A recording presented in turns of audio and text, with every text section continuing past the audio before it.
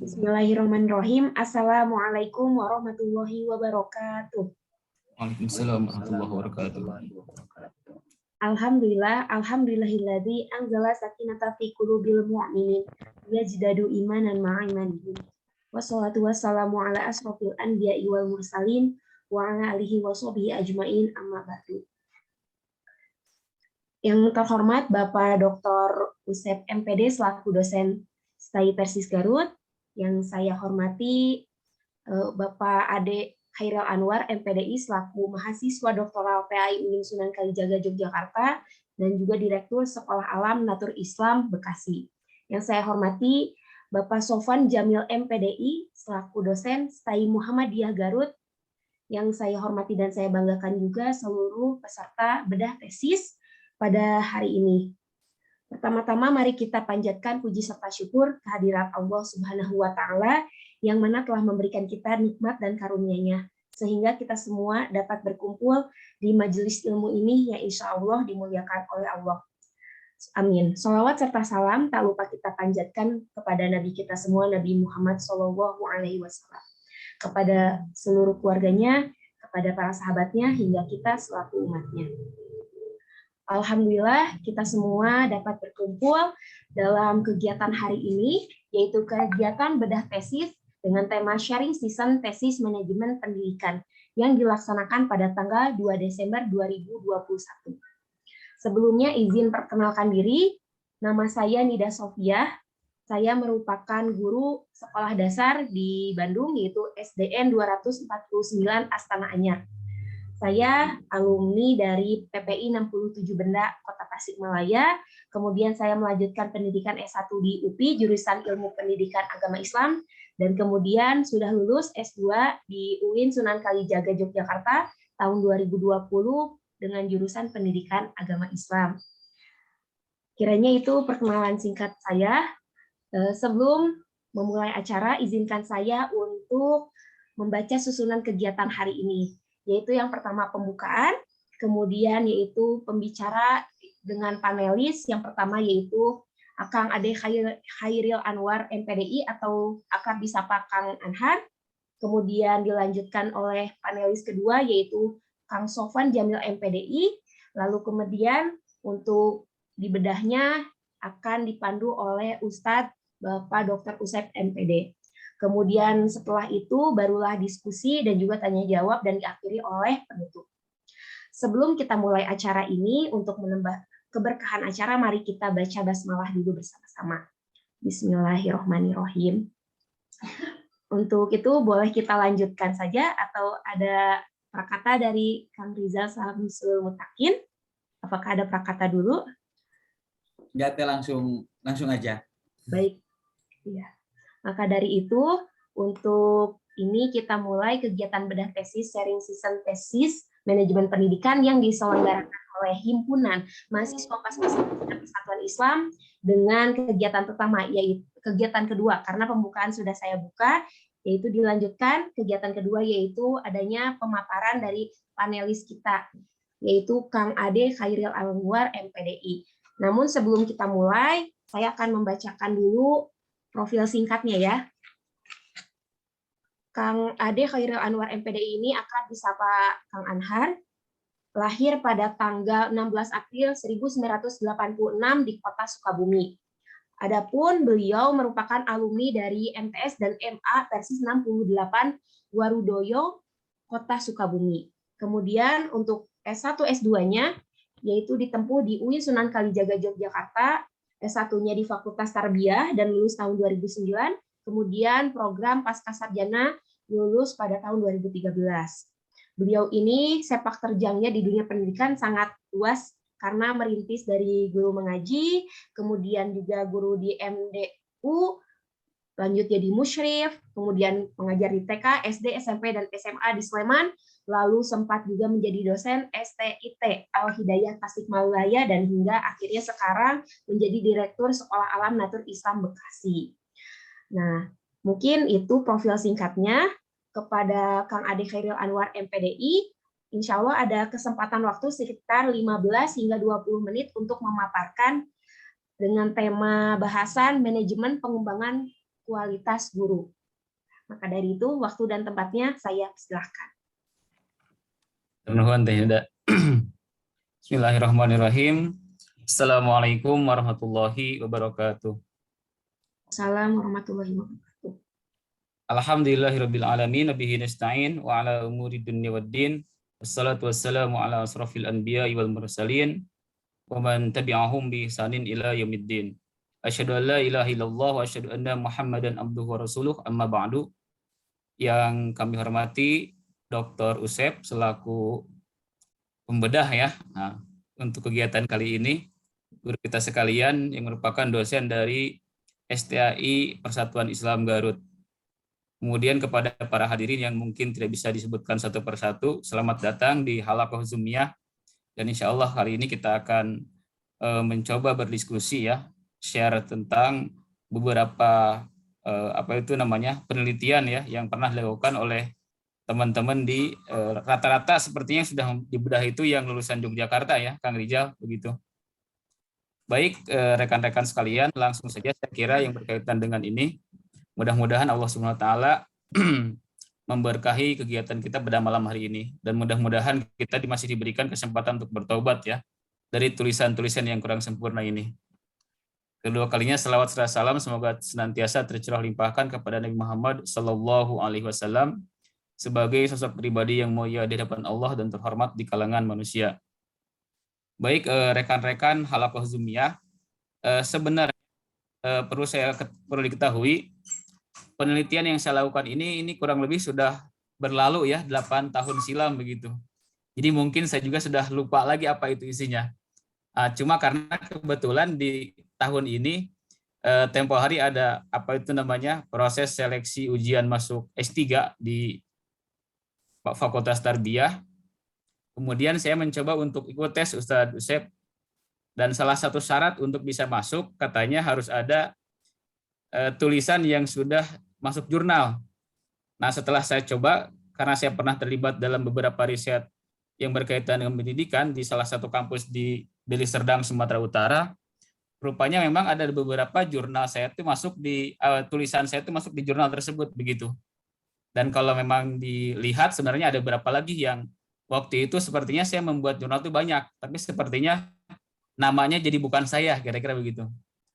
Nah, kemudian yang berikutnya, alhamdulillah tesis ini akhirnya dibukukan pada tahun 2021, yang memang dilatar belakangi oleh keinginan kuat supaya nanti sebelum masuk ujian S3 itu minimal ada karya yang ya mirip-mirip ilmiah lah, kira-kira begitu. Dan alhamdulillah oleh Kang Rizal Samsul Muttaqin hari ini difasilitasi untuk bisa dibedah. Oleh karena itu kemarin mungkin saya sampaikan ke Kang Rizal kalau untuk draft tesis sepertinya saya juga sudah lupa lagi yang mana yang waktu itu diujiankan begitu. Tapi ini sepertinya ada yang sudah dibukukan, yang sudah coba dirapihkan, dan itu tidak lama waktunya, kurang lebih 1 bulan. Alhamdulillah bisa selesai untuk bisa dibukukan.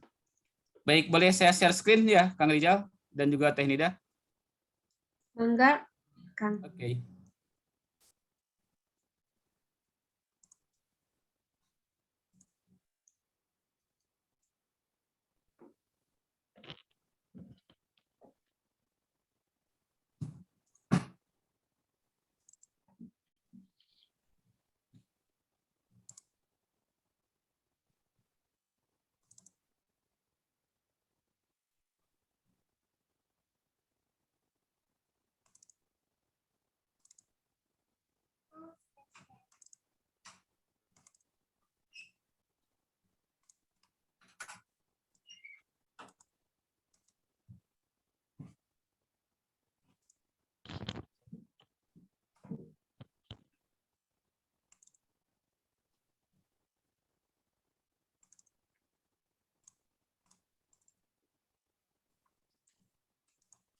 Kang Rizal bisa dibantu nggak? Ini saya udah buka tapi kok nggak terbuka ya di situ.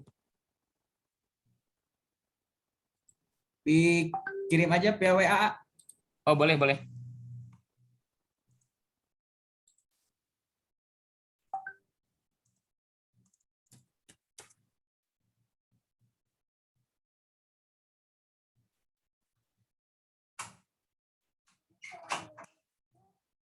Coba saya sekali lagi ya. Bisa gak?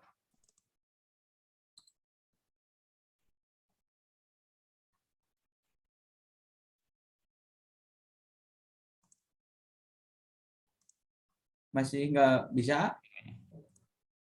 Oh, bisa ya. Ada muncul ya.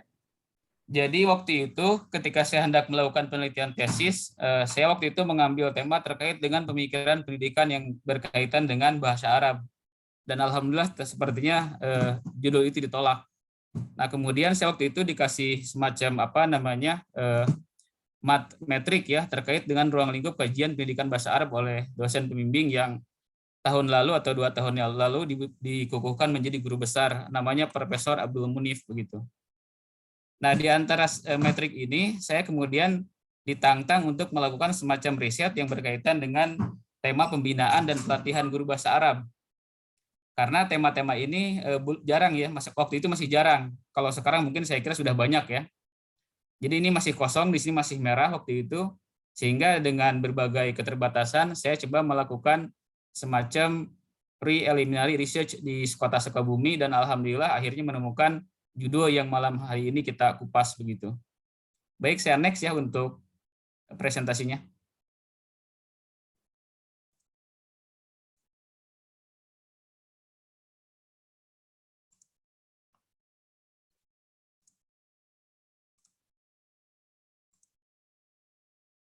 Terlihatkah teman-teman sekalian? Sudah terlihat. Nah, ini tema yang saya ambil adalah manajemen pengembangan SDM Bahasa Arab Madrasah Sanawiyah Kota Sukabumi.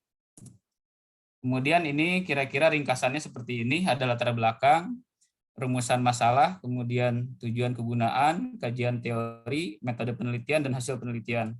Ini saya uraikan secara singkat saja. Pertama, memang riset ini dilatar belakangi oleh semacam one prestasi ya, atau indisipliner daripada guru bahasa Arab itu sendiri.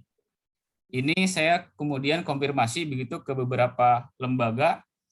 Memang betul katanya guru bahasa Arab itu dari sisi kedisiplinan dan lain sebagainya itu rata-rata menurun ya. Saya wawancara kurang lebih sekitar 3 sampai 5 kepala sekolah mengatakan demikian. Kemudian yang kedua, minimnya penguasaan IT guru bahasa Arab. Jadi kalau untuk digitalisasi materi di masing-masing madrasah, memang guru bahasa Arab itu kurang begitu mahir dalam menggunakan IT ya, atau pembelajaran berbasis digital.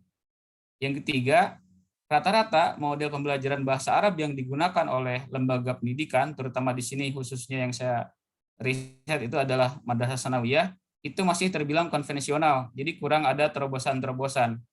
Padahal mungkin kalau kita berkaca di beberapa sekolah bonafid ya, entah itu di Bandung, di Jakarta begitu, di Depok gitu ya, di Tangerang gitu kan. Pokoknya daerah-daerah inilah daerah-daerah yang tingkat pendidikannya lebih maju, itu pembelajaran bahasa Arab rata-rata sudah berbasis aplikasi begitu. Dan terakhir tentu akibat daripada itu semua, titik puncaknya atau titik kulminasinya adalah menurunnya prestasi belajar siswa. Dan ini memang saya coba telaah gitu ya data yang mereka sampaikan. Jadi yang penting bisa ada waktu belajar bahasa Arab, yang penting datang ke kelas itu sudah selesai. Tapi kemudian siswa itu mau apa itu kan, indikator pengetahuannya apa, skala sikapnya apa, kemudian juga keterampilannya apa, itu kurang diperhatikan. Padahal rekan-rekan sekalian, kalau kita baca undang-undang yang berkaitan dengan guru dan dosen, katakanlah di Undang-Undang Nomor 14 tahun 2003 misalnya itu, di situ ada peran dalam peningkatan kualitas pembelajaran itu adalah ini ya, kalau di SD kita kenal KKG, kalau di SMP kita kenal namanya MGMP atau Musyawarah Guru Mata Pelajaran. Nah, di sini kalau kita baca ulang gitu ya, rekan-rekan sekalian, MGMP itu memiliki visi besar dalam pengembangan SDM guru bahasa Arab. Artinya dan juga saya kira untuk mata pelajaran yang lain pun begitu. Yang kedua adalah MGMP memiliki peranan dalam manajemen dan pengelolaan SDM guru bahasa Arab. Jadi kalau kita bongkar ya kawan-kawan sekalian, kita bongkar terkait dengan pendidikan, kan hanya ada 2 fokusnya kan. Pertama yang berkaitan dengan manajemen dan pengelolaan, yang kedua adalah desain kurikulum dan pembelajaran. Begitu. Nah, inilah yang kemudian menjadi alasan bagi saya untuk mencoba meneliti gitu ya. Ada apa dengan MGMP itu sendiri itu kan, sehingga terjadi yang namanya problem 4 problem di atas gitu. Nah, ini kira-kira rumusan masalahnya. Yang pertama, bagaimana model pengembangan MGMP Bahasa Arab MTS Kota Sukabumi. Yang kedua adalah apa kiranya problematika dalam pengembangan MGMP Bahasa Arab MTS Sekota Sukabumi tersebut, dan kira-kira langkah-langkah apa yang dilakukan oleh stakeholders MGMP dalam memecahkan problematika tersebut. Ini kira-kira tujuannya seperti ini. Pertama, tentu ingin mengetahui model pengembangan MGMP Bahasa Arab MTS Kota Sukabumi. Yang kedua, ingin mengetahui problematika dalam pengembangan tersebut. Dan yang ketiga adalah ingin mengetahui langkah-langkah apa yang dilakukan oleh stakeholders MGMP dalam memecahkan problematika pembelajaran bahasa Arab. Penggunaan ini ada 3 ya, tentunya yang berkaitan dengan masukan, kritik, saran kepada seksi madrasah Kementerian Agama Kota Sukabumi terkait dengan manajemen pengembangan MGMP di lingkungan Kementerian Agama Kota Sukabumi. Yang kedua tentu kritik, saran, dan masukan kepada pemangku kepentingan di masing-masing sekolah ya. Dan terakhir bagi para peneliti yang ingin melanjutkan terkait dengan pengembangan SDM yang berkaitan dengan musyawarah guru mata pelajaran. Baik, kemudian untuk bisa menyelesaikan problem di atas, maka saya gunakan kira-kira 4 pisau analisis ya. Teorinya kira-kira yang pertama yang berkaitan dengan teori pengembangan SDM, yang kedua yang berkaitan dengan teori pengembangan organisasi, karena MGMP itu sendiri adalah organisasi guru. Kemudian yang ketiga yang berkaitan dengan problem solving, dan yang terakhir ada standar pengembangan MGMP, karena biasanya kalau ada program di pemerintah itu biasanya ada rambu-rambunya begitu. Nah, kemudian dari sisi metodologi, penelitian ini menggunakan pendekatan kualitatif dengan case study ya, atau penelitian studi kasus. Adapun pengumpulan data saat itu saya lakukan melalui observasi, wawancara, dan dokumentasi. Tentu yang saya observasi di sini adalah kegiatan pembelajaran di kelas ya. Kemudian wawancara itu saya lakukan dengan pertama kepala seksi agama ya, atau pendidikan agama Islam di Kementerian Agama. Kemudian saya wawancara kurang lebih sekitar 26 ya kepala sekolah, dan kemudian juga beberapa guru bahasa Arab yang jumlahnya mungkin sekitar 50 orang. Dan terakhir itu saya mencoba mengumpulkan dokumentasi berupa ya program tahunan, program apa itu semester, kemudian lesson plan atau RPP, dan juga program-program yang sifatnya evaluatif di anak begitu. Dan terakhir untuk analisis data itu saya lakukan ketika selama penelitian, baik itu saat di lapangan maupun setelah selesai dari lapangan. Nah, ini kira-kira untuk hasilnya. Yang pertama adalah MGMP Bahasa Arab Madrasah Tsanawiyah Kota Sukabumi belum memiliki struktur organisasi yang formal dan mandiri. Kondisi ini berdampak pada pengembangan program dan kegiatan, sumber daya manusia, sarana dan prasarana, pengelolaan, pembiayaan, serta pemantauan dan evaluasi. Jadi memang ternyata setelah dikoreksi gitu ya, terlalu jauh, ternyata memang mereka tidak punya struktur organisasi yang formal. Jadi hanya ada sebuah sekolah namanya MTSN 1 Kota Sukabumi, di mana semua kegiatan yang berkaitan dengan ke-MTS-an, ke-MGMP-an Kota Sukabumi itu di take over oleh sekolah tersebut, include begitu. Dan semua fasilitas yang berkaitan dengan kegiatan MGMP itu menggunakan fasilitas MTSN 1 Kota Sukabumi tersebut. Kemudian yang kedua yang saya lihat dari sisi problem ya, problematika pengembangan MGMP Bahasa Arab itu bisa diklasifikasikan menjadi 2. Yang pertama yang saya coba petakan adalah problematika struktural ya, dan problematika sistem ya, atau systemic problem. Problem struktur diindikasikan dengan tidak adanya struktur kepengurusan formal. Kemudian yang kedua yang berkaitan dengan problem sistem diindikasikan dengan tidak adanya seperangkat aturan atau mekanisme yang mengatur kegiatan MGMP tersebut. Ya kalau idealnya kan lembaga atau organisasi guru gitu ya, dia minimal punya qanun asasi, qanun dahili gitu atau ada ART. Atau ada peraturan keanggotaan, peraturan kepegawaian, peraturan anggota dan lain sebagainya. Kemudian ada SOP yang lebih detail, lebih rigid. Nah ini masih tidak ada sama sekali saya lihat. Yang ketiga, langkah-langkah yang dilakukan oleh stakeholders MGMP dalam memecahkan problematika tersebut lebih mengedepankan pada rencana strategis atau langkah-langkah praktis yang diharapkan dengan langkah tersebut dapat berkembang menjadi sebuah organisasi profesi yang dapat mengayomi kepentingan dan kebutuhan guru bahasa Arab di lingkungan Kementerian Agama Kota Sukabumi. Jadi memang mereka ini masih yang saya tangkap gitu ya, akhirnya adalah layaknya manajemen by accident begitu. Jadi kalau ada acara tertentu misalkan mau buat soal baru mereka kumpul gurunya gitu ya. Setelah itu dibuat panitia dadakannya, kemudian diadakan kegiatannya. Itu pun tidak bisa mengakomodir semua kebutuhan guru bahasa Arab begitu. Kemudian juga nanti musim rapotan atau musim ada event-event tertentu yang seharusnya menjadi ajang untuk mereka meningkatkan kualitas guru, itu tidak dimaksimalkan sama sekali. Oke, kesimpulan yang pertama ini cukup panjang ya rekan-rekan sekalian. Ya kira-kira kalau dipetakan itu hampir sama dengan tadi gitu ya. Jadi manajemen pengembangan MGMP bahasa Arab di Kota Sukabumi telah mengikuti standar pengembangan MGMP yang diterapkan oleh Ditjen PMPTK yang meliputi pengembangan organisasi, program, kegiatan, SDM, Sarpras, kemudian pengelolaan dan pembiayaan serta pemantauan dan evaluasi. Meskipun demikian, dalam realitas objektif ditemukan bahwa pengembangan organisasi MGMP belum berjalan dengan optimal. Hal tersebut diindikasikan dengan belum terbentuknya struktur organisasi yang mandiri dan masih di bawah bayang-bayang MGMP Madrasah Sanawiyah. Jadi seperti yang saya sampaikan tadi, hampir semua kegiatan MGMP Bahasa Arab itu menginduk kepada kegiatan yang ada di MTSN 1 Kota Sukabumi. Jadi belum belum mandiri yang saya lihat begitu. Nah, kemudian yang kedua, problem adalah tadi sudah saya sampaikan ini ya, terkait dengan problem itu ada dua ya, ada structure, ada struktur, ada sistem begitu. Dan inilah yang kemudian saya lihat liabilitas sistem dan struktur ini berimbas kepada tidak adanya mekanisme kerja yang mereka jadikan patokan, menjadikan ukuran begitu. Apalagi kalau misalkan kita pakai teori pengembangan organisasi, rekan-rekan sekalian. Minimal kalau dia punya ADART, minimal kalau dia punya SOP itu kan, pengurusnya itu bisa satu pikiran, satu hati gitu ya, kemudian bisa satu nafas untuk menciptakan sebuah kegiatan yang bisa dinikmati, dirasakan dan juga bermanfaat bagi seluruh guru bahasa Arab di Kota Sukabumi.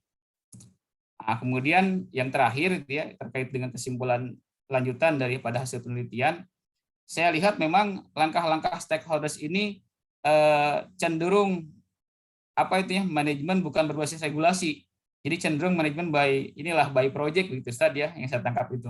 Karena mungkin saya kira problem di semua MGMP di nasional mungkin begitu gitu ya. Jadi kalau ada dana block grant baru kerja begitu. Ketika dananya tidak ada, aktivitas pun tidak ada. Jadi tidak ada kemandirian untuk berpikir, kemandirian untuk bisa meningkatkan kualitas pembelajaran yang memang itu berangkat daripada kebutuhan masing-masing guru ataupun kebutuhan masing-masing organisasi guru. Itu yang akhirnya saya tangkap dan saya simpulkan dalam poin ketiga hasil penelitian ini.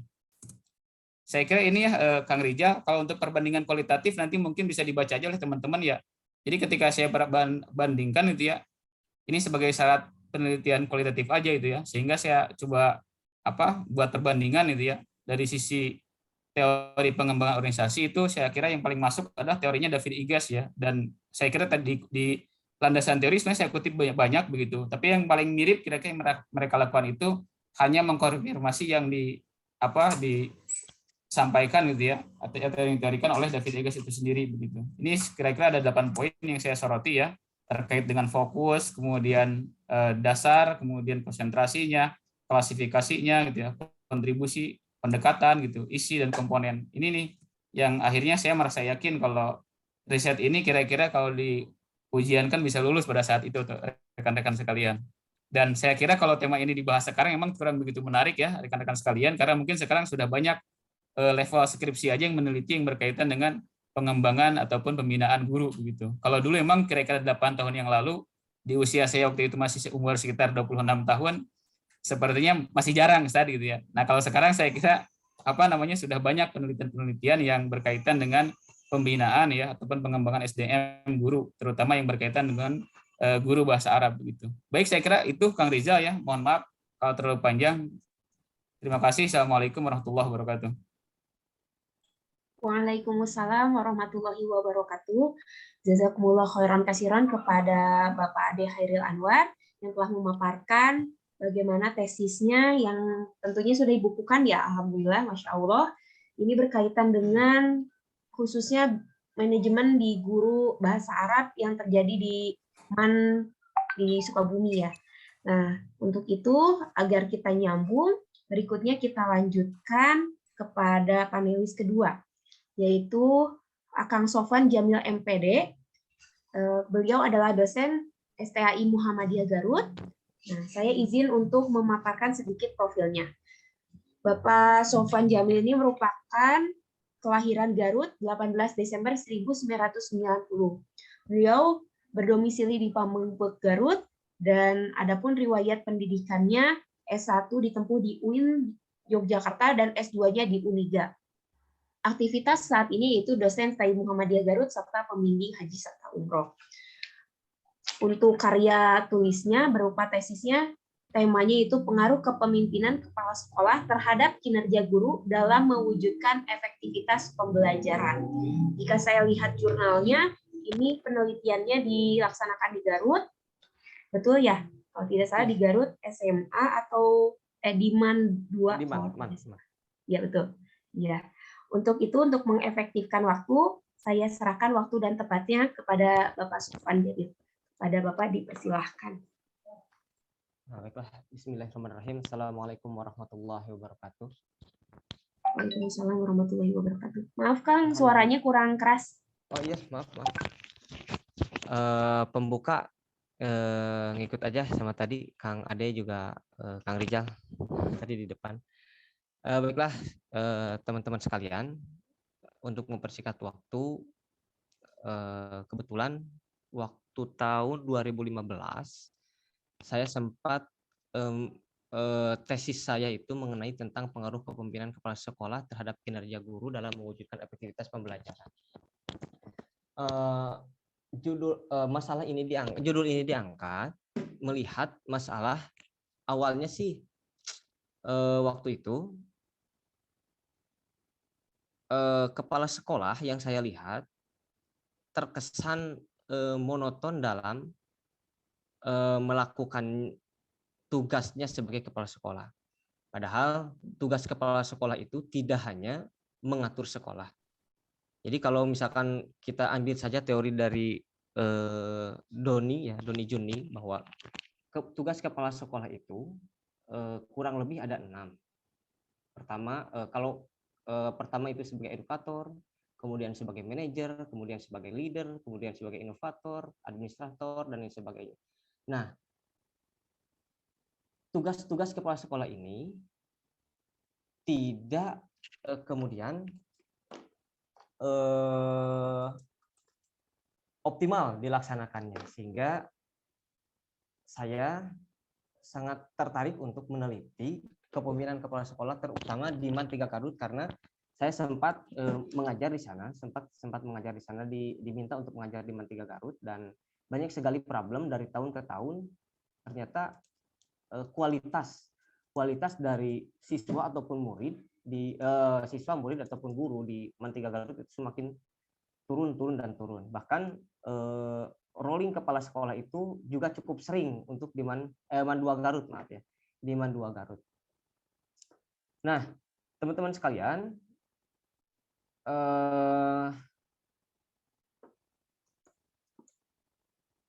metode yang digunakan oleh saya waktu tesis itu metode kuantitatif. Kemudian kesimpulan atau langsung saja mungkinnya ke kesimpulan bahwa di MAN 2 Garut itu khususnya antara kepala sekolah dengan guru itu terjadi gap yang sehingga yang menjadi korban itu tentu murid-murid di MAN 2 Garut yang tadinya mereka semangat untuk belajar dikarenakan ada sedikit problem internal, dan itu mempengaruhi terhadap efektivitas pembelajaran di MAN 2 Garut. Nah, kesimpulan yang saya ambil atau hasil daripada tesis yang saya lakukan, penelitian yang saya lakukan waktu tahun 2015 ini, yang pertama, bahwa di MAN 2 Garut itu kepala sekolahnya memiliki kelebihan secara internal atau secara pribadi. Baik, mereka dia jujur orangnya, kemudian kepribadiannya baik sebagai teladan. Hanya saja yang menjadi masalah atau menjadi problem di Kepala Sekolah MAN 2 Garut pada saat itu, kepala sekolah belum optimal dalam melaksanakan tugasnya untuk melakukan perbaikan dan pengayaan bagi para guru dan siswanya. Jadi yang sejatinya kepala sekolah itu harus menjadi leader atau harus menjadi inovator bagi para gurunya. Tapi di MAN 2 Garut, kepala sekolah pada saat itu mereka terlalu sibuk terhadap administratif, terhadap yang sifatnya administratif, sehingga kualitas guru itu sedikit terabaikan. Sehingga tidak ada kemudian menuntut guru untuk mengikuti seminar atau bahkan mengadakan pelatihan-pelatihan internal untuk guru dan lain sebagainya. Sehingga hal itu mempengaruhi terhadap kinerja guru. Seakan-akan guru itu dilepas begitu saja, tidak ada kontrol dari kepala sekolah terhadap guru-guru di MAN 2 Garut pada saat itu. Dan mempengaruhi terhadap kinerja daripada guru di MAN 2 Garut. Nah, dan kemudian setelah diteliti kembali, setelah dibedah kembali, ternyata kinerja guru juga belum optimal dalam melaksanakan tugasnya untuk membuat dan menyusun silabus pembelajaran. Karena yang sudah kita ketahui bersama bahwa guru itu wajib karena tugas guru itu kan ada 3. Pertama, merencanakan pembelajaran, kedua, melaksanakan pembelajaran, dan yang ketiga itu mengevaluasi pembelajaran. Nah, kelemahan di guru mungkin bisa secara umum. Kelemahan di guru itu dalam merencanakan pembelajaran. Jadi kebanyakan guru, terutama di MAN 2 Garut pada saat itu, mereka membuat RPP atau membuat silabus tidak kemudian melihat kondisi siswanya, tetapi menyontoh silabus yang sudah disampaikan oleh kementerian. Jadi mereka hanya menyontoh silabus tanpa menginovasi dan menyesuaikan dengan kebutuhan siswa di MAN 2 Garut pada saat itu. Dan itu menjadi problem karena baik dan tidaknya pelaksanaan pembelajaran itu akan tergantung daripada perencanaan. Nah, kelemahan di guru-guru di MAN 2 Garut pada saat itu terutama dalam merencanakan pembelajaran. Sehingga berimbas pada pelaksanaan pembelajaran yang asal acuh tak acuh kepada murid dan lain sebagainya gitu. Sehingga tidak ada inovasi untuk menjadikan pembelajaran itu kemudian hidup, siswa semangat untuk belajar, dan terbukti ketika perencanaannya tidak matang, bahkan perencanaan guru untuk mengajar itu tidak hadir atas inisiasi sendiri, melainkan mencontoh dari yang lain gitu, hanya copy paste dari yang lain, imbasnya terhadap efektivitas pembelajaran di MAN 2 Garut. Bahkan objek daripada penelitian saya itu kan ada 57 responden. Jadi tidak saya ambil sampel, semuanya saya jadikan responden. Hampir semuanya lemahnya itu di perencanaan pembelajaran. Karena tidak menjadi rahasia umum, guru-guru di kita itu sekarang itu malas untuk mikir gitu. Jadi ketika ada contoh ya udah itu aja, edit aja materinya, disesuaikan dengan materi yang sudah ada di buku. Sehingga tanpa memikirkan apa sih yang sebenarnya dibutuhkan oleh siswa. Dan itu menjadi problem, sehingga efektivitas pembelajaran di MAN 2 Garut pada saat itu waduh sangat mengkhawatirkan. Ketika saya observasi langsung, ya siswa itu seakan-akan menjadi biasa bermain HP di kelas saat pembelajaran. Kemudian bolos dan main-main di kantin. Padahal pada saat itu pembelajaran masih aktif, bukan waktunya istirahat. Dan itu menjadi kekhawatiran bersama. Karena apa? Karena ketika efektivitas pembelajaran di sekolah itu turun dan tidak optimal, itu akan berimbas pada mutu dan kualitas pendidikan khususnya di sekolah itu sendiri. Sehingga tidak heran ketika tahun 2014 IPM daripada Indonesia itu ada di peringkat 122 ya dari 182 negara. Itu kan mengkhawatirkan. Kita di bawah di bawah Malaysia. Di Malaysia itu kalau nggak salah indeks IPM-nya itu ada di urutan 62 dan Singapura itu ada di urutan 18. Jadi Indonesia itu terlalu ketinggalan jauh gitu. Ketika dulu orang-orang Indonesia diangkat menjadi guru di luar negeri, sekarang kan sudah terbalik. Faktanya sudah terbalik dan kita tidak boleh menutup mata bahwa hal yang terkecil ini justru akan berpengaruh terhadap hal yang besar. Jadi mutu pendidikan Indonesia ini akan meningkat ya kalau kita runtut gitu ya. Mutu pendidikan Indonesia ini akan meningkat ketika efektivitas pembelajaran di kelas itu optimal dilakukan. Kenapa optimal? Kenapa akan meningkat? Karena ketika optimal, ketika efektif pembelajaran di kelas, siswa itu akan memiliki giroh atau semangat untuk belajar. Ketika siswa memiliki giroh atau semangat untuk belajar, maka setiap materi yang masuk atau informasi yang disampaikan oleh guru itu akan mudah ditangkap oleh siswa. Ya, akan mudah ditangkap oleh siswa. Ketika setiap informasi mudah ditangkap oleh siswa, maka guru sudah tidak sudah tidak susah payah atau siswa sudah tidak susah payah ketika nanti ujian, karena yang dilihat itu kan di ujian nasional ya dulu itu. Tidak perlu susah payah untuk belajar dan belajar karena pada prosesnya gitu.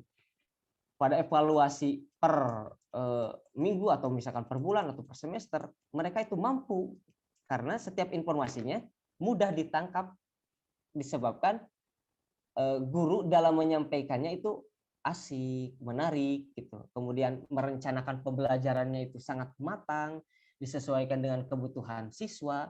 Di sana juga metode untuk menyampaikan materi ini apa kira-kira yang sesuai. Nah, hal-hal itu kemudian menjadi penting kiranya dan tidak lupa yang menjadi sorotan itu tentu kepemimpinan kepala sekolah gitu ya. Kalau diruntut lagi kepemimpinan kepala sekolah. Jadi kepala sekolah itu semestinya tidak hanya sibuk dengan urusan-urusan yang sifatnya administratif atau urusan-urusan yang pembangunan lain-lain sebagainya sehingga lupa bahwa ada guru yang harus ditingkatkan keilmuannya, yang harus di-refresh terus keilmuannya, harus di-update terus keilmuannya agar mereka bisa menyesuaikan. Karena dari waktu ke waktu siswa itu karakternya berbeda gitu. Antara siswa tahun ini dengan misalkan antara siswa tahun 2014 dengan siswa yang masuk di tahun 2018 itu tentu akan berbeda karakternya, background keluarganya, background masyarakat. Nah, guru itu kepala sekolah itu mestinya membuat menginovasi program-program yang bisa menuntut gurunya mengupdate ilmu, materi ataupun metode pengajarannya. Nah, yang kita temukan problem-problem ini tentu kita juga tidak bisa menutup mata dan memang tidak ada yang sempurna, tetapi kan ini kan penelitiannya sifatnya objektif dan kita tidak bisa menutup mata bahwa hal itu terjadi dan tidak menutup kemungkinan di tempat lain pun masalahnya bisa saja seperti ini. Nah, kalau masalah-masalah yang kecil ini tidak cepat diselesaikan atau tidak cepat diantisipasi, maka mutu pendidikan Indonesia di kancah internasional atau di kancah dunia juga akan sulit berkembang dan akan sulit mengalami peningkatan atau progres ke arah yang lebih baik. Di samping itu kan secara formal ya, IPM itu secara formal. Tapi kan ada yang lebih harus kita perhatikan bahwa tujuan daripada pendidikan itu kan ada 2 atau bahkan 3 ya. Ada 3. Yang pertama, siswa itu harus meningkat secara keilmuan. Yang kedua, siswa itu harus baik secara akhlak. Yang ketiga tentu sehat secara fisik. Dan Dan hal ini menjadi tanggung jawab guru dan kepala sekolah sebagai orang tua kedua bagi para siswa-siswanya. Dan ketika proses untuk transformasi ketiga hal ini terhambat atau terjadi masalah atau bahkan kehilangan keefektivitasannya, maka ini akan berpengaruh terhadap hal-hal yang lebih besar. Itu saja barangkali prolog, nanti bisa panjang lebar di pertanyaan, dan hapunten tidak bisa menampilkan materinya Kang Rijal dan moderator. Kebetulan sekarang itu lagi di luar kota Garut, lagi di Bali, dan ini juga lagi di tempat di villa, jadi tidak optimal untuk menyampaikan materinya. Mohon maaf, nanti bisa lebih dalamnya ditanya jawab. Terima kasih. Assalamualaikum warahmatullahi wabarakatuh. Waalaikumsalam warahmatullahi wabarakatuh. Jazakallah khairan kasiran kepada Kang Sofwan yang telah menyampaikan tentang pengaruh kepemimpinan kepala sekolah terhadap kinerja guru dalam mewujudkan efektivitas pembelajaran. Tentunya dua panelis ini saling melengkapi, di mana Kang Anhar tadi menyampaikan terkait dengan sumber daya organisasinya, lebih fokusnya seperti itu, MGMP ya. Sedangkan Kang Sofwan ini lebih bagaimana manajemen atau pengaturan dari segi perspektif kepala sekolahnya. Hal tersebut tentunya menjadi hal yang sangat penting karena optimalisasi pendidikan itu juga berkaitan dengan pengaturan sumber daya manusia dan organisasinya. Nah, oleh karena itu, setelah tadi sudah dipancing ya, dipantik dengan adanya pemaparan dari panelis, kita agar lebih efektif dan juga lebih hangat diskusinya, maka kita akan serahkan diskusi ini dengan dibedah oleh Bapak Ustadz Dr. Usep, MPD. Nah, sebelum saya berikan kesempatan pada Pak Ustadz, saya akan membacakan sedikit profilnya, yaitu Ustadz Dr. Usep MPD ini lahir di Bandung tanggal 21 September 1978. Adapun pendidikannya dari S1 sampai S3 ditempuhnya di Universitas Pendidikan Indonesia. Latar belakang keilmuannya yaitu S1 jurusan Pendidikan Sejarah, kemudian S2 S3-nya di Sekolah Pasca Sarjana UPI.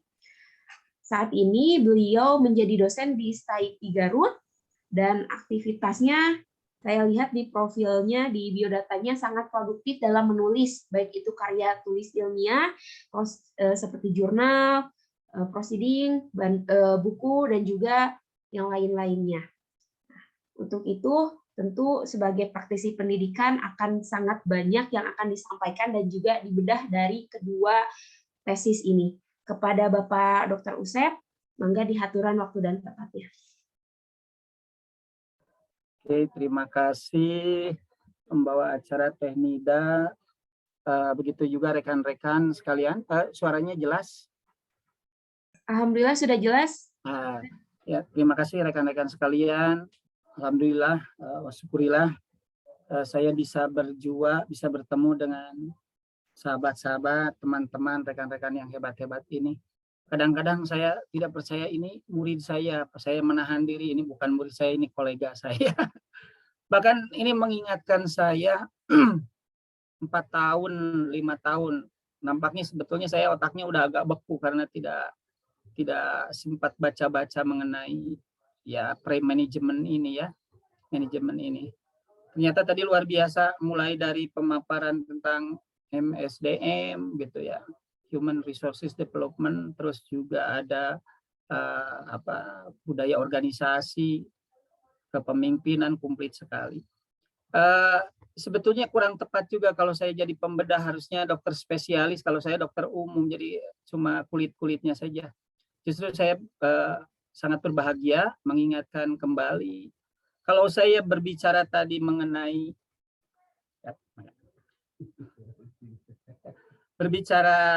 tentang Human Resources Development, kita harus habis 1 semester tuh melahap bukunya Randall itu, atau kita membaca organisasi itu Robin biasanya ya, tetapi tadi juga banyak sekarang literasi yang lain, termasuk tadi kepemimpinan, efektivitas dan lain sebagainya. Kalau saya lihat permasalahan kita memang klasik. Masalahnya itu tentang manajemen. Kebetulan saya basicnya sejarah saya itu, tapi S2 S3 itu administrasi pendidikan gitu ya. Walaupun orang saya perkenalkan dulu administrasi pendidikan itu bukan TU. Mungkin banyak yang nanya ke saya, kok TU katanya sekolahnya harus tinggi-tinggi S3 gitu. Padahal administrasi pendidikan mungkin di UP agak lain karena pakai bahasa Belanda, administratur. Tepatnya yang lainnya lebih marketable, pakai bahasa Inggris, manajemen pendidikan gitu. Nampaknya ini pas sekali gitu. Jadi nostalgia lah bagi saya. Terima kasih rekan-rekan. Nah, tadi menarik permasalahannya itu klasik, ternyata masalahnya manajemen ya. Bagaimana memanage ya. Manajemen tidak seperti apa ya. Orang kalau ditanya cita-citanya ingin manajer gitu, tapi kan ini ilmunya manajemen gitu. Mungkin untuk Kang Rijal, ini Kang Sopyan dulu di pesantren masih kebagian ada ilmu manajemen gitu ya di pesantren. Ada ya? Iya, ada dulu. Ada, iya. Sekarang sudah tidak ada. Orang kan mimpinya semua jadi manajer gitu, tapi ogah belajar manajemennya. Ini terbukti bagaimana kelemahan-kelemahan kita di dunia pendidikan, manajemen menjadi hal yang sangat pokok. Akhirnya kita menyadari di hulunya, bukan di hilirnya, bukan di hulunya. Bagaimana kita, kalau orang Sunda sih jauh dari perencanaan, bagaimana kita tidak merencanakan dari awal gitu ya. Itu kelemahan kita. Kita sukanya melaksana di nameureun, di seborku boga-moga hasilnya sugan we gitu. Jadi susah sekali untuk menata organisasi. Ini sebetulnya kalau saya melihat frame Human Resources Development di MGMP bukan hanya bahasa Arab, nampaknya ini buku ini sangat memberikan pencerahan bagi MGMP yang lainnya gitu. Walaupun memang ini cukup berani pula membahas tentang MGMP ini Kang Ade, karena kalau saya lihat MGMP itu ya memang ada sponsornya karena ini program pemerintah gitu. Makanya taringnya lebih tajam organisasi profesi yang lainnya, makanya timbul mungkin ada ASBA, mungkin asosiasi atau apa ya, AGBA mungkin asosiasi guru bahasa Arab gitu ya. Karena kalau sudah MGMP, iya, jadi ada organisasi profesi guru akhirnya beralih karena tadi benar juga MGMP rentan dengan berbasis proyek, ada uang, ada ya kadang-kadang ada kegiatan, kalau tidak ada uang MGMP itu dikatakan hidup juga tidak, dikatakan mati juga masih bernapas. Nah, akhirnya namanya saja bukan aksinya yang kelihatan seperti itu. Nah, saudara-saudara sekalian, untuk mengawali diskusi ini memang cukup menarik. Bagaimana kemampuan Kang Ade di sini kita pahami bahwa konsep manajemen itu kan di industri sebetulnya. Bagaimana kepala kita dipuyengkan, dimasukkan konsep industri, terus masuk ke lambung kita, dicerna menjadi sebuah konsep pendidikan, kan lumayan puyeng dan sebel gitu kan ya. Makanya agak menarik, bukan agak menarik, sangat menarik sekali ini.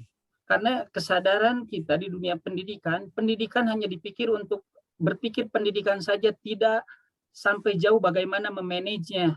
Nampaknya ada perbedaan antara industri dan pendidikan. Makanya ada sebuah buku, siapa ya namanya penerbitnya atau pengarangnya saya lupa lagi, tapi agak nyeleneh. Orang Indonesia apalagi pesantren mungkin agak tabu membaca buku ini. Dengan judulnya saja agak bombastis, Education and as Industries gitu. Jadi pendidikan itu industri gitu. Kita kan nyebutnya pendidikan itulah lembaga sosial, tapi ada sebuah buku dari Amerika itu terbit, bukunya buku lama sekali. Education in as Industries. Jadi pendidikan itu industri. Nampaknya setelah dibedah bukan masalah finansial, tetapi bagaimana memanage lembaga pendidikan seperti halnya industri gitu.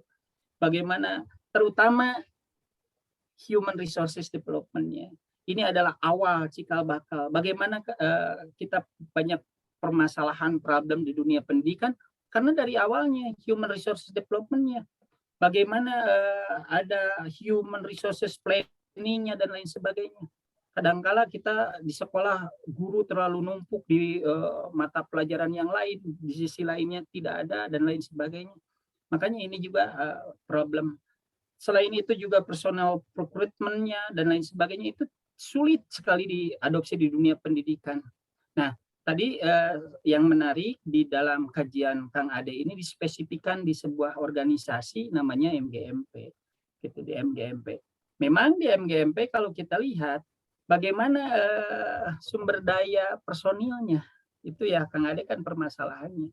Sebetulnya kalau kita apalagi penelitiannya kualitatif, penelitian kualitatif kalau digali semakin mendalam melalui interview dan lain sebagainya, guru-guru itu bukan bahasa Arab saja, yang lain saya kira di MGMP sangat haus dengan inovasi pendidikan, dengan dengan hal-hal yang baru, terutama model-model pembelajaran, bagaimana menghadapi siswa sekarang yang katakanlah era belajar kita sudah agak berbeda sekarang. Kalau dulu itu belajar bersama ujian mandiri, sekarang kan sudah lain. Sekarang itu belajar mandiri dengan HP-nya, ujiannya sama di-share sekarang lewat WA, kan jadi agak puyeng kita juga sebagai praktisi pendidikan. Bagaimana MGMP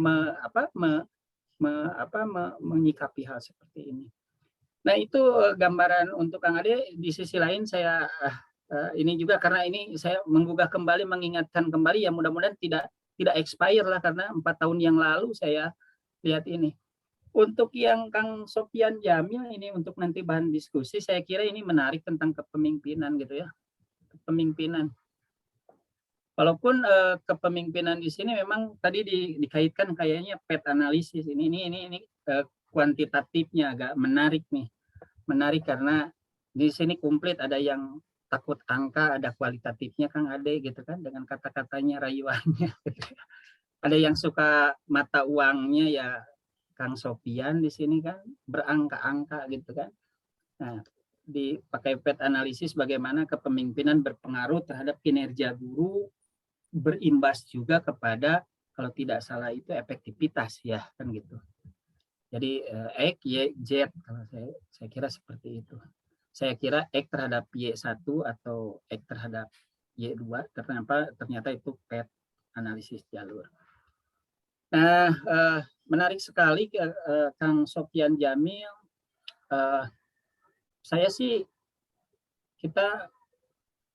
saya berharap bisa bertemunya kopi darat gitu. Karena penelitian ini perlu dikembangkan tentang kepemimpinan kepala sekolah ini.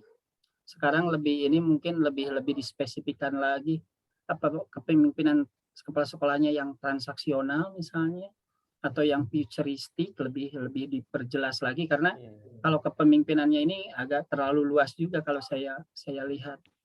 Terus kinerja gurunya, apakah ke perencanaannya, apakah ke evaluasinya, juga terhadap efektivitas. Semua itu ke mutu gitu ya, quality gitu. Saya masih ingat dulu itu quality itu ditanya, saya sampai kolong kepala itu ditanya apa itu quality, dan biasa kita ditanya sama dosen membuat kepala kita blank gitu. Kalau ditanyanya sama profesor udah nggak tahu. Padahal jawabannya singkat, saya masih ingat Profesor Abdul Aziz dulu, janji pelayanan. Itu katanya kualitas. Sekarang MGMP, kualitas MGMP, apa pelayanannya? Kalau tidak bisa ini, guru bahasa Arab di MGMP ini berarti tidak ada jaminan, berarti tidak berkualitas. Sekarang sekolah misalnya tidak bisa ngaji, novei, tidak bayar. Kan tidak ada yang berani seperti itu, berarti tidak berkualitas. Jadi janji pelayanan. Tadi yang Kang Sopyan itu nampaknya kalau kita bisa ketemu kopi darat, saya juga tertarik untuk melakukan longitudinal study gitu. Jadi kita coba ya, apalagi jadi buku seperti Kang Ade ini, hebat juga nih. Jadi saya sih hanya menganalisa sekaligus mudah-mudahan konstruktif, memberikan mudah-mudahan saya juga jadi tergugah kembali untuk menulis. Biasanya memang yang kualitatif itu narasinya berpengaruh signifikan, sudah saja seperti itu. Tetapi Kang Sopyan nanti saya itu dapat itu tuh ada multiple choice analysis tuh. Jangan pakai PET, multiple choice analysis, nanti bakal kelihatan pengaruh kepemimpinan apakah yang transaksional atau yang futuristik misalnya, karena macam-macam. terhadap misalnya kinerja guru yang laki-laki, yang PNS, yang honorer. Jadi semacam itu. Artinya filosofi penelitiannya supaya seperti filosofi air sumur gitu. Lebih spesifik tapi mendalam. Kan sumur mah bolongna alit, tapi jero caina teh herang lamun diuyup teh seger gitu. Kalau terlalu luas biasanya dangkal, tapi jika balong Ustad Aceng anu saat dikubak caina kiruh diuyup kalau jadi liur kan gitu. Mudah-mudahan nanti bisa ini kertesis di disertasi jika nama sekian. Insyaallah bingah bisa. Iya. Nah, untuk membuka diskusi kali ini teman-teman menarik sekali, tapi satu-satu ini untuk Kang Ade nih. Dan sebetulnya mah ini mah sudah diuji secara publik sudah gitu ya, secara oleh dosen juga begitu, tetapi karena ketidaktahuan dan lain sebagainya. Tadi untuk Kang Ade diskusi ini, untuk diskusi ini saya tertarik sekali bagaimana itu konsep MSDM manajemen sumber daya manusia di MGMP gitu ya, supaya MGMP itu eksis gitu, terutama kalau kita ada tahapan-tahapan MSDM itu kan banyak secara teori. Permasalahan di manajemen itu jadi terparsial gitu. Orang yang merencanakan siapa, orang yang eksekusi siapa. Ya seperti kita di jalan lah gitulah. Yang ini hot mic, yang ini bikin PDAM dibongkar lagi gitu kan. Jadi ini tuh gimana manajemennya? Nah, bagaimana tuh Kang Ade pertama kali tadi saya melihat ada gap gitu. Ada gap ya ada gap antara secara teoritis dan empiris di lapangan. Kang Ade melihat bahkan secara kualitatif mungkin diteliti permasalahan yang membuat resah tadi ada 4 hal gitu. Tetapi ini secara teori harusnya mohon pencerahan itu diterangkan kembali. Yang kedua, tadi saya kurang bisa melihat ini kalau di kuantitatif itu kan ada uji validitas, reliabilitas. Kalau di kualitatif kalau tidak salah ada triangulasi ya. Triangulasi karena tadi ada wawancara, ada studi dokumen. Nah, bagaimana proses sehingga permasalahan itu bisa jernih sehingga solusinya bisa diambil gitu. Terus terang tadi saya sih lihatnya bedah tesis gitu ya, tapi pas lihat di WA, bening buku ya mau bedah buku. Jadi mohon maaf hanya sekilas. Tapi cukup menarik di saya pembukaan, saya baca dan lain sebagainya. Tapi kita mudah-mudahan dengan teman-teman lain sepakat 2 hal saja, bagaimana Kang Ade bisa melihat secara teoritis dan empiris sehingga apa yang sekali lagi bisa diterangkan kepada teman-teman menariknya ini gitu ya, menariknya MSDM bagi keberlangsungan organisasi MGMP. Yang keduanya bagaimana proses Kang Ade melakukan uji keabsahan dari uji kualitatif ini, misalnya triangulasi atau ada trial uji trial itu dan lain sebagainya. Nah, itu mungkin Kang Ade mudah-mudahan bisa memberikan pencerahan bagi teman-teman termasuk saya. Terima kasih, itu sementara tuh, atau nanti saya juga pandu kepada teman-teman ada yang bisa memberikan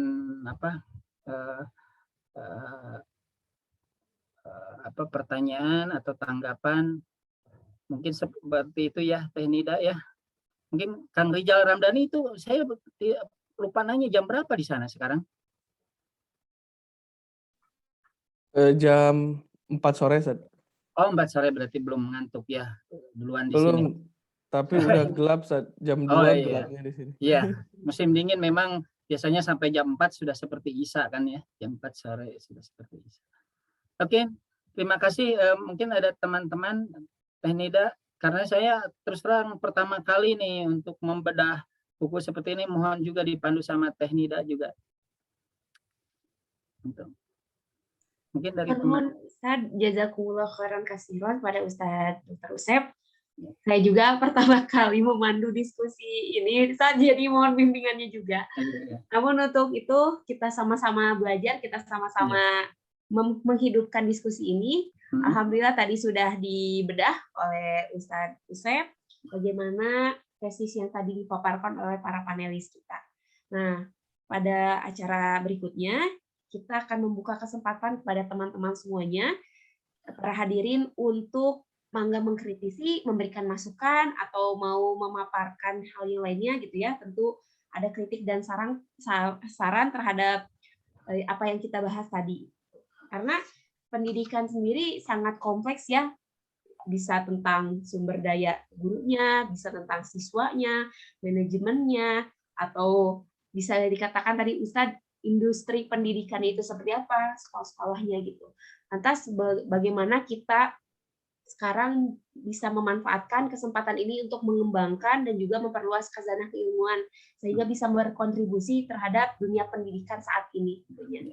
Kepada teman-teman semuanya, mangga dihaturan bagi yang mau berdiskusi lebih lanjut, mau mengajukan pertanyaan, atau misalnya tidak setuju ingin menyanggah, atau ingin memberikan kritik, saran, tentunya sangat terbuka sekarang. Bagi yang ingin bertanya, silahkan boleh raise hand atau langsung saja on cam. Ya, silahkan.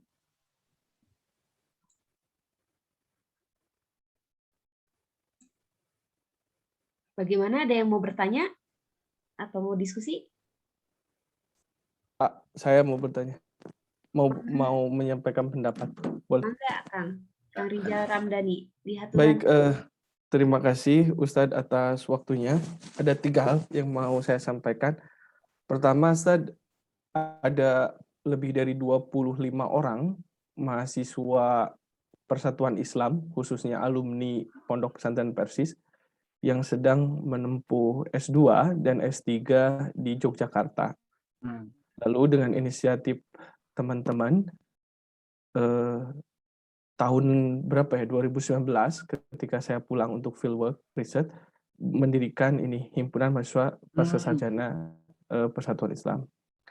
Nah, kemudian kegiatannya yang pertama rutin seperti ini, diskusi bedah tesis. Setiap bulan, ini sudah yang ke-7 kalinya. Kemudian yang kedua, teman-teman bahasa Inggris secara bareng-bareng. Nah, kemudian teman-teman ini memiliki cita-cita untuk rata-rata melanjutkan S3, baik yang di dalam maupun di luar negeri. Dan sekarang yang sudah ambil S3 itu 2 orang, AAD dan Zilal, ada satu lagi di UGM, alumni dari Rancabogo. Kemudian yang sedang persiapan juga banyak, salah satunya Imam, sedang persiapan untuk S3 di Brunei, S2-nya di UGM. Itu mungkin background-nya ya. Dan ketuanya, ketua untuk HMPP ini, itu Rizal Faturrahman. Rizal Faturrahman, dan ini menggeraknya juga, ada di sini Rizal, ada Rizal Samsul Muttaqin juga yang menjadi fasilitator untuk kegiatan. Nah, dalam waktu dekat teman-teman juga akan mengadakan workshop untuk bagaimana berkarir di dunia akademisi. Mudah-mudahan nanti bisa dengan Kementerian Agama, ada senior Kang Hilman Latif di sana. Itu saja untuk background-nya. Nah, kalau saya sendiri hanya membimbing gitu, barangkali bisa membantu sesuatu. Nah, kemudian untuk terkait bedah tesis ini, harapannya bagaimana misalkan tesisnya Sofwan dan juga tesisnya AAD itu bisa dinaikkan menjadi proposal disertasi. Tadi Ustadz terima kasih memberikan masukan bagus sekali kepada Sofwan bagaimana mengembangkan tesisnya untuk menjadi disertasi. Sofwan juga sudah beberapa kali mau daftar tapi nggak jadi-jadi itu, mau S3 di UPI apa di Malaysia, di defending, terus sibuk bimbing umroh. Nah, kemudian itu saya terima kasih. Nah, untuk yang ketiga, ini dari saya, berdasarkan pengalaman saya, dari pemaparan Sofwan dan AAD tadi, saya ingin memberikan masukan. Pertama, yang penting untuk menaikkan riset kita menjadi proposal disertasi itu dalam riset gap. Jadi riset gap itu sangat penting sekali. Kita akan mampu memformulasikan pertanyaan penelitian yang dalam ketika kita memahami peta dari riset yang telah dilakukan oleh orang lain. Nah, saya melihat baik Sofwan dan AAD itu kurang mengulas bagaimana sebetulnya riset terdahulu sudah ditemukan atau temuan-temuan terdahulu sudah ditemukan. Nah, untuk riset gap ini, saya menyarankan ya untuk meng-highlight riset-riset yang sudah dipublish di jurnal terkemuka ya, yang sifatnya itu tidak praktis. Kalau saya melihat tadi findings, diskusinya juga kurang, itu sangat praktis ya, kurang teoritis. Sementara S3 itu sudah harus sangat teoritis karena bagaimana kita bisa memberikan kontribusi di dalam bidang keilmuan kita atau mengkritik teori, mengembangkan teori, menyempurnakan model, itu yang diharapkan dari kerja riset S3. Nah, saya tidak melihat. Nah, untuk mampu melakukan itu perlu melakukan membaca lebih banyak artikel-artikel yang sudah dipublish yang pembahasannya dekat dengan bidang keilmuan kita. Itu yang pertama. Atau dekat dengan riset topik kita. Kemudian itu. Nah, kemudian yang kedua yang ingin saya sampaikan itu adalah mengenai framework. Tadi Ustadz bagus ya, misalkan menyarankan Sofwan untuk melihat ada tipe-tipe leadership ya, future atau apalagi saya tadi. Nah, ide bagusnya menganalisis apa ataupun kita menggunakan metateori. Jadi ada teori dan ada metateori. Nah, dalam disertasi bagusnya kita menggunakan metateori, tidak hanya teori. Jadi metateori itu teori yang sudah dalam bentuk model ataupun framework sehingga ada variabel-variabel dari teori itu. Misalkan kalau teori itu hanya satu saja, tapi kalau udah metateori, si meta itu memiliki variabel-variabel tertentu untuk mengukur atau menganalisis data kita. Seperti tadi ya, leadership itu kan teori yang umum. Tapi kalau kita mencari metateori dari leadership, mungkin kita akan menemukan variabel-variabel dari leadership itu. Sehingga penelitian kita akan berkontribusi ya mungkin terhadap pengembangan teori metateori itu. Kemudian yang ketiga yang saya lihat di dalam diskusi itu penting ya untuk tidak hanya jadi result itu menyajikan data apa temuan dari penelitian kita. Tapi berikutnya setelah result yang paling penting adalah discussion. Jadi discussion itu bagaimana menganalisis data yang kita miliki dengan framework teori atau konseptual framework yang kita miliki. Nah, disitulah kedalaman dari suatu riset itu akan bisa dilihat. Apakah riset ini dalam atau tidak, itu dilihat dari discussion. Mengkontekskan framework terhadap yang kita miliki. Itulah reflection ya, refleksi terhadap data menggunakan kacamata teori yang kita miliki ataupun framework yang kita miliki. Lalu berikutnya itu belum selesai. Yang tahapan berikutnya adalah bagaimana mendiskusikannya temuan kita yang dianalisis melalui framework itu dengan temuan-temuan orang lain yang tadi kita highlight di introduction di research gap. Jadi orang lain ke sini, orang lain ke sini, orang ke sini, sementara kita ke sini gitu. Temuan kita itu ini sehingga berbeda atau mendukung atau kontra itu terserah dengan temuan-temuan terdahulu. Nah, itulah yang akan menjadi novelty ya, kebaruan dari riset kita sehingga novelty itulah yang menjadi kata kunci untuk bisa dapat publish di jurnal reputable journal. Nah, saya melihat misalkan untuk manajemen edukasi ini teman-teman bisa menggunakan Skimago ya, Skimago SCR ini ya, Skimago Journal and Country Ranking misalkan. Di situ bisa di search misalkan manajemen atau manajemen education, maka akan keluar jurnal-jurnal ternama apa yang berhubungan dengan manajemen education.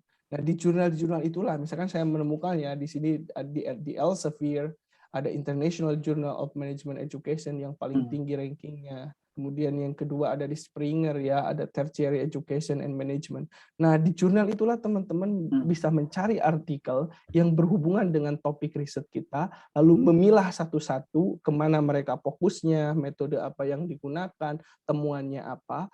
Setelah dibikin bagan, baru kita menentukan, oh riset kita atau pertanyaan penelitian kita mau seperti ini. Sehingga dengan pertanyaan penelitian itulah riset kita itu bisa dijual. Jadi dijual dalam pengertian ada yang mendanai ya. Jadi biasanya donor itu mau mendanai ketika kita bisa meng-highlight penelitian terdahulu secara internasional, kemudian kita juga bisa menempatkan pertanyaan penelitian di antara narasi atau diskursus penelitian tersebut, barulah donor biasanya mau memberikan funding. Bahkan fundingnya bisa tidak terbatas. Mungkin itu masukan dari saya. Saya berharap Sopwan bisa segera S3, tidak berlama-lama ya, keburu terlalu sibuk. Kemudian AAD juga selamat untuk S3-nya, dan Ustadz terima kasih atas masukan-masukannya. Assalamualaikum warahmatullahi wabarakatuh. Saya menambahkan nih untuk Teh Nida ya, untuk baru saya ingat. Nah ini saya itu seperti apa ya, diingatkan kembali ya, untungnya kita ikut forum seperti ini. Terima kasih Kang Rijal. Untuk apa namanya nanti untuk tesis itu memang bisa dikembangkan. Kalau kita lihat riset ya, riset itu memang namanya juga researching, berarti tidak ada kebenaran yang mutlak. Jadi kita bisa mengoreksi, bisa mengembangkan penelitian-penelitian yang sudah ada. Kadang kita dibikin bingung ketika membuat sebuah riset itu, kita biasanya ada dosen promotor itu yang mempersyaratkan kita harus mencari jurnal, bahkan harus 150, 100 bla bla bla dan lain sebagainya. Gitu. Dan pada akhirnya jurnal itu tidak bisa juga ditempatkan di kajian pustaka atau di tinjauan pustaka. Ternyata jurnal itu tadi untuk untuk pisau analisa kita, membandingkan hasil riset-riset yang sudah ada, apa bedanya, apa uniknya dengan riset kita. Itu paling tidak seperti itu. Nah, kalau saya ingat, tidak lupa tuh, di bagian awal memang benar, yang pertama itu interest, di latar belakang itu interest kita, apa yang harus dimunculkan. Yang kedua itu ada gap teoritis dan empiris. Tentunya di sini ya kita kembali kepada ikro dulu, baca dulu yang banyak, sehingga nanti ketika ikro itu bukan hanya sebatas literasi, tetapi keadaan masyarakat sekitar atau lingkungan kita secara teori dan empiris ada gap atau tidak. Setelah itu perlu dikemukakan yang kuat itu apalah advantage atau keuntungan itu kita kaji, itu harus diperkuat. Apalagi kalau Anda juga misalnya membidik LPDP misalnya untuk beasiswa penyelesaian studi atau bahkan untuk beasiswa kelanjutan studi, biasanya advantage-nya itu yang dititik beratkan. Apa keuntungan riset ini terutama bagi bangsa, bukan secara pribadi. Itu pengalaman saya, karena pengalaman saya juga pembikinan disertasi saya dapatkan LPDP gitu ya. Nah, tadi benar sekali Kang Rijal, saya diingatkan tuh, kadang-kadang kita juga dalam kehidupan di dunia pendidikan ada hal-hal yang memang yang tidak terpikirkan, padahalnya mungkin sepele gitu ya. Saya alhamdulillah Kang Rijal dan teman-teman mungkin agak beruntung dari guru-guru yang lain. Saya alhamdulillah sudah ke beberapa negara karena hasil dari terbitan dari jurnal itu. Jadi saya dulu kan sempat dinas di SMK. Jadi ada yang aneh di SMK itu, anak-anak harus prakerin ya, harus prakerin PKL, harus PKL. tapi gurunya itu selama 3 bulan di sekolah, kan itu aneh. Anak-anak harus ke industri, gurunya, makanya saya bikin model bagaimana apprenticeship for vocational teacher gitu, bagaimana guru pun mereka harus magang. Tetapi yang perlu dipahami oleh Kang Ade dan Sofian kalau untuk persiapan ke S3, memang harus ada grand teori di sana, grand teori. Ini pengalaman saya untuk apprenticeship, saya dapat 1 buku teori yang dikembangkan apprenticeship karena di Indonesia tidak ada. Itu saya dapatkan di Malaysia itu. Kebetulan adik saya Jaki waktu itu masih kuliah di Malaysia, saya kejar ke sana, bukunya kelahiran dengan saya tahun 78 gitu.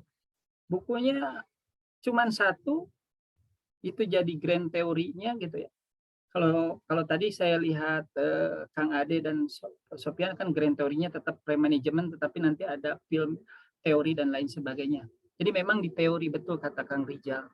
Jadi kita perdebatan teori dan lain sebagainya itu menjadi pisau analisis yang sangat kuat. Sehingga tadi kalau dikembangkan menjadi sebuah riset disertasi, memang untuk yang Kang Ade, MSDM saya kira ini agak ada unik juga karena di sisi lain saya kira belum ada sih, saya belum menemukan penelitian MSDM yang khusus kepada organisasi profesi seperti itu. Kalau ke sekolah memang sudah ada. Nah untuk Kang Sofian, untuk itu ya tadi harus lebih spesifik supaya memang novelty-nya bisa lebih kelihatan. Saya kira memang saya hanya menyarankan coba lihat ada analisis multiple choice analysis dikembangkan di Amerika itu, tapi sekarang namanya bukunya belum ada di jurnal-jurnal saya dapatkan itu. Jadi bagaimana varian-varian itu lebih berkembang sehingga lebih spesifik.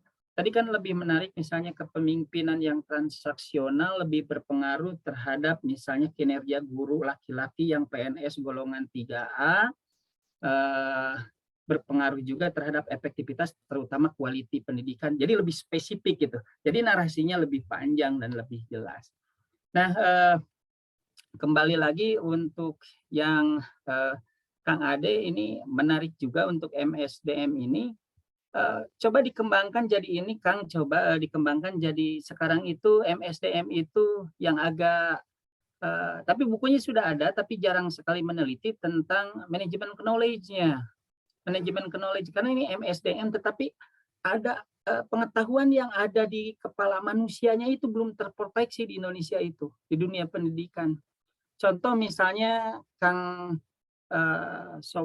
Sofwan sekarang dosen di Muhammadiyah Garut misalnya, tetapi ngajar juga di tempat lain, kan kita kalah sama pemain sepak bola, harusnya ada royalti itu ke Muhammadiyah. Jadi protek terhadap pengetahuan seseorang, knowledge management engagement-nya itu belum ini. Kalau berbicara tentang aset sekolah pasti bangku, pasti buku, pasti kendaraan, tapi gurunya yang punya keahlian yang ngisi di tempat-tempat yang lain menjadi, saya kira yang sekarang lagi ramai guru penggerak yang memberikan inspirasi terhadap orang lain, itu belum ada proteknya, belum ada hakinya lah. Kalau di buku kan ada haki gitu ya, ke benda itu ada haki, tetapi bagaimana otak seseorang, pikiran seseorang dalam istilah yang sekarang, saya kira sudah bukan baru lagi, itu knowledge management. Saya kira MSDM, Human Resource Development, disandingkan dengan knowledge management, knowledge management ini hal yang sangat menarik. Saya kira kalau itu bisa diwujudkan bisa menjadi bekal untuk pembuatan disertasi yang menarik, karena di Indonesia saya kira belum begitu banyak juga yang membahas tentang knowledge management. Saya hanya dapat buku itu dari mana ya? Dari Jerman satu tentang knowledge management, tetapi beberapa tahun kemarin sudah ada orang Indonesia yang nulis satu. Jadi cuman yang terjemahan bahasa Indonesia cuman ada satu, itu knowledge management. Nah, knowledge management itu misalnya di MGMP, siapa sih MGMP yang kreator? Kalau misalnya bahasa Arab di Sukabumi, siapa yang kreator? Karena tidak semua MGMP itu kayak statistik ya. ada yang memang bagus, tetapi ada yang curam gitu. Sama dengan perkembangan sekolah tadi, Kang Sofian, apalagi sekolah swasta, grafiknya itu curam gitu. Swasta itu ada yang, kalau di Garut mungkin untuk sekolah pesantren swasta yang hebat-hebat tuh, besar-besar, tetapi juga banyak juga yang di bawah, jadi curam seperti itu. Jadi itu saya kira saya juga baru paham bahwa ini diskusi ini juga untuk mendorong teman-teman memang habiskanlah jenjang pendidikan ke S3, karena sekarang bukan hanya sebuah bukan, ini sudah menjadi sebuah kebutuhan gitu, sebuah kebutuhan. Apalagi di Persis, saya kira wadah-wadah sekarang sudah mulai bermunculan perguruan tinggi di Persis yang tentunya bisa menjadi wadah untuk berlabuh nanti untuk kita mengembangkan keilmuan. Saya kira itu tambahannya Teh Nida. Mudah-mudahan bisa bermanfaat. Masya Allah, luar biasa Ustadz. Alhamdulillah. Nah, waktunya masih panjang. Jam berapa sekarang? Masih 1 jam lagi ya, betul? Ini baru pukul 9 malam. Maka dari itu, mangga dihaturan pada akang teteh yang lainnya. Di sini masih ada Kang Hadi Sakurani bergabung. Lalu ada Kang Rizal Faturrahman, Kang Awaludin, Kang Yayat Kuntara, Kang Rizal, Teh Hasna, Kang Adi, dan yang lainnya. Kang Imam Sofyan ini memberikan tanda speed up. Mangga Kang Imam Sofyan, apakah akan bergabung berdiskusi? Mangga dihaturan, Kang. Iya. Teh Zulfa, Kang Rizwan, Kang Yusril, mangga. Kang Jidan, Kang Felansori ini. Kang Adi, Teh Hasna, apakah ada yang ingin ditambahkan? Itu tuh Hadis tuh, angkat tangan tuh. Oh, mangga, Hadisa. Ini teman saya di Mualimin, Ustaz. Iya, dari Benda. Mangga, Kang Hadisa dihaturan. Bismillahirrahmanirrahim. Syukran Tad atas ilmunya dan pemaparannya. Perkenalkan, nama saya Haditsa Quranin Nur Hakim, panggil aja Hadis atau Hadis. Saya dari Padalarang, alumni 67 Tad. Benda bersama Teh Nida seangkatan. Alhamdulillah, qadarullah sekarang saya jadi ini gitu, ngajar di tingkat yang lebih tinggi Tad, jadi di Unisba sekarang alhamdulillah. Nah, yang saya ingin tanyakan gitu ya Kak Ustadz, gimana gitu Tad kiat-kiatnya agar kita yang baru gitu ya, yang baru masuk dunia dosen, agar semangat mempublikasi karya kita Tad ke Sinta, baik itu jurnal Sinta yang terakreditasi gitu ya, yang 1 sampai 6 itu. Dan yang saya lihat teman-teman saya juga yang baru itu ada yang lagi S3 ya Tad, ada yang lagi program doktoral. Mereka kesulitan untuk itu Tad, tembus ke Scopus kan, syarat untuk lulus S3 itu harus ada artikel di Scopus ya, disertasinya, baik itu Q1, Q2, Q3 atau Q4. Nah, mungkin kiat-kiatnya gitu dari Ustadz apa saja gitu biar dalam publikasi ilmiah itu dosen itu nggak sulit gitu Tad. Kesannya tuh jadi terutama saya yang masih awam masih kesulitan gitu Tad, apalagi ada revisian belum langsung di ACC kan ya tentunya ya di jurnal-jurnal itu. Nah, yang kedua gimana ini gitu, saya baru tahu ada himpunan ini mahasiswa Pascasarjana Persatuan Islam. Jadi gimana kita ke depannya, baik itu yang ya berprofesi sebagai akademisi gitu yang ngajar di universitas ataupun di tingkat SMA, SMP, SD gitu, untuk berkolaborasi gitu ke depannya dalam karya tulis gitu Tad khususnya. Karena ilmu apabila tidak dipublikasikan, kita tidak ya kayak gini tidak diakui lah gitu ya di Indonesia itu. Kalau kita jagonya hanya ya pemahaman saja sendiri tapi tidak diamalkan, itu kesannya jadi soleh individual gitu kan. Kalau misalkan di publish itu jadi soleh sosial gitu ya tadi, insya Allah ya. Nah gitu, gimana gitu, itu mas saran saya gitu untuk kolaborasi, terutama saya gitu ingin dibimbing gitu sama ustadz-ustadz di sini yang udah ada yang udah S3 ataupun yang sedang gitu ataupun yang ingin gitu melanjutkan. Saya pun insya Allah ingin gitu kan melanjutkan, cuman nyari beasiswa dulu. Jadi biar insya Allah, dan syaratnya itu katanya harus sudah minimal asisten ahli katanya tadi, jadi nggak bisa langsung nyari beasiswa dulu, harus ada prosesnya. Ya insya Allah lah dijalani aja gitu ya Tad. Nah mungkin itu Tad dari saya, maaf bila ada salah-salah kata Tad. Atau nuhun. Mangga. Saya sih jadi untuk memang pertanyaannya ada dua hal. Yang pertama itu bagaimana kiat-kiat menulis. Memang ini saya sih tidak menyebut enteng-enteng, susah, sulit memang menulis itu. Ngobrol tapi dicatat gitu kan. Biasanya kita ngobrol saja tetapi tidak dicatat gitu ya.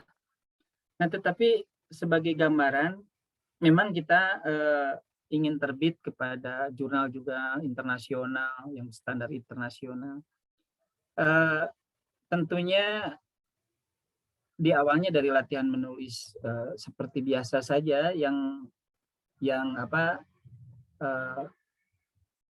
tentunya tadi sudah dikemukakan bagaimana kita bisa menggali dari teori-teori dengan kajian teoritis dengan empiris, muncul novelty-nya yang memang dalam tanda kutip saya tidak menyebut bagus gitu ya, karena ada dalam tulisan itu yang saya tahu, kalau pengalaman saya kemarin dari disertasi, sehingga kadang-kadang dari disertasi itu dibuat menjadi sebuah jurnal gitu ya, kadang-kadang kita dilematis, ada yang tulisannya bagus atau penasaran gitu. Tadi Kang Rijal Ramdhani sudah menyebutkan di negara-negara lain kalau kita sudah masuk jurnal, kadang-kadang orang banyak juga dari negara lain itu yang menjadi donatur, yang mendanai gitu ya. Yang tesisnya bagus, kadang-kadang kita langsung ditelepon, diajak ngobrol, disuruh bikin buku, dikasihlah duit lah gitu. Tapi ada juga kalau pilihan saya yang buat penasaran, nggak bagus-bagus amat tapi penasaran gitu ya. Apalagi kadang-kadang di negara lain laku gitu.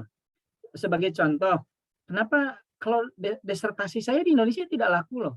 Tidak laku loh, karena tidak familiar tentang magang. Yang namanya apprenticeship itu tidak familiar.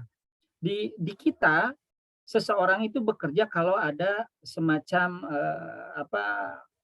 bukti dokumen, misalnya ijazah atau sertifikat.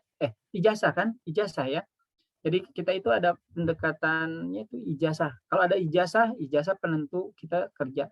Tetapi di negara-negara lain, termasuk di Finland, termasuk di luar negeri, di Australia juga, orang bisa kerja kalau ada sertifikat magang. Ijazah itu hanya jadi standar penggajian gitu. Jadi Indonesia tidak berlaku, makanya tidak populer, makanya tidak laku. Tetapi karena saya dari Asia, ada yang membahas apprenticeship, dan ini penasaran kok Indonesia ada apprenticeship gitu. Biasanya diundang misalnya ke negara-negara lain.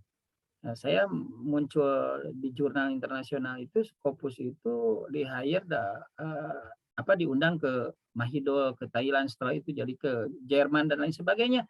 Nah, jadi pilihannya itu teman-teman itu mau yang bagus atau yang penasaran. Kalau jalan-jalan ya penasaran gitulah. Nah, itu pilihan-pilihan seperti itu. Tapi kiat-kiatnya kalau saya sih kadang-kadang ya kalau kita lihat kembali lagi ke riset, ada yang memang kalau dikembalikan untuk S3 itu berapa ya itunya ya, saya lupa lagi di SKKNI-nya itu. Terutama risetnya itu kan menciptakan gitu. Kalau tesis tadi kan mengembangkan teori yang ada. Kalau tuntutan S3 itu disertasi sebetulnya menciptakan, membuat model lah paling tidak, membuat model. Nah, model itu walaupun sederhana, kadang-kadang tidak terpikirkan oleh orang lain, atau mungkin sama sekali belum terciptakan. Nah, itu mungkin yang bisa lolos di jurnal. Tentunya ya memang perlu latihan-latihan, terutama tapi peluang bagi kita adalah bagaimana problem-problem di negara kita memang berbeda dengan negara lain. Kadang-kadang mereka tertarik, banyak negara-negara di Eropa termasuk juga di Asia Timur yang concern perkawasan gitu. Jadi melihat bagaimana hasil riset-riset mahasiswa S2, S3 yang naik ke jurnal, ada yang concern melihat bagaimana kualitasnya. Kadang-kadang kan kualitas itu saya juga tidak tahu persis bagaimana sih penilaian dari jurnal ilmiah standar internasional itu. Kadang memang kita juga bolak-balik harus direvisi lagi dan lain sebagainya. Nah, itu saya kira seperti itu.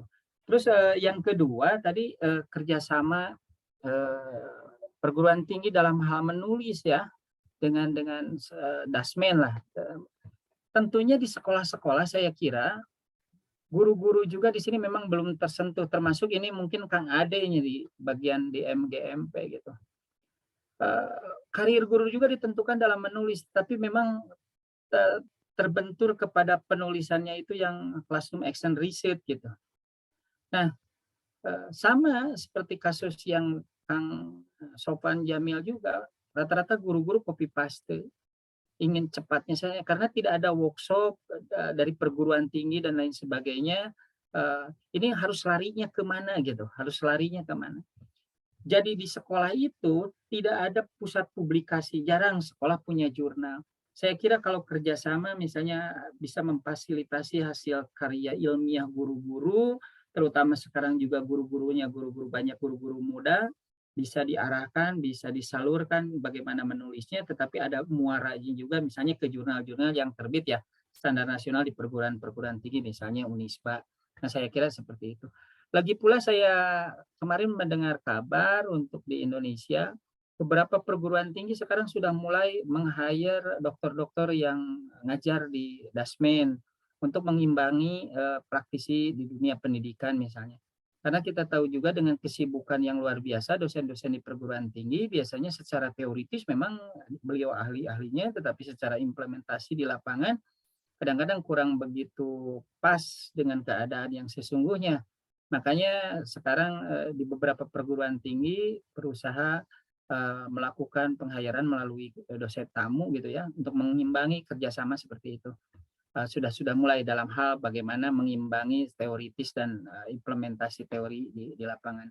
Nah, tetapi tadi kembali lagi untuk tulisan, saya kira perlu kiranya tadi kebetulan Kang Hadis ada di Unisba, saya kira dengan tangan terbuka kalau kita bisa MOU dengan sekolah-sekolah, saya kira sangat luar biasa karena banyak potensi.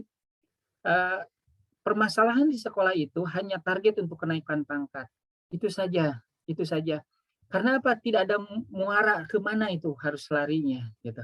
Makanya mereka akhirnya cara cepat dibikinkan. Tetapi saya kira kalau misalnya Unisba ada slot untuk guru-guru misalnya yang sudah ada kerjasama, apalagi nanti dosen-dosen dari perguruan tinggi juga bisa secara teoritis memberikan bimbingan workshop bagaimana membuat karya ilmiah yang baik. Karena kalau sudah di sekolah, Kang Adis, biasa mereka itu sudah dengan kegiatan ini ya, yang tadi yang kata Kang Sopian itu sebetulnya keliru. Guru itu menjadi sebuah kegiatan rutinitas.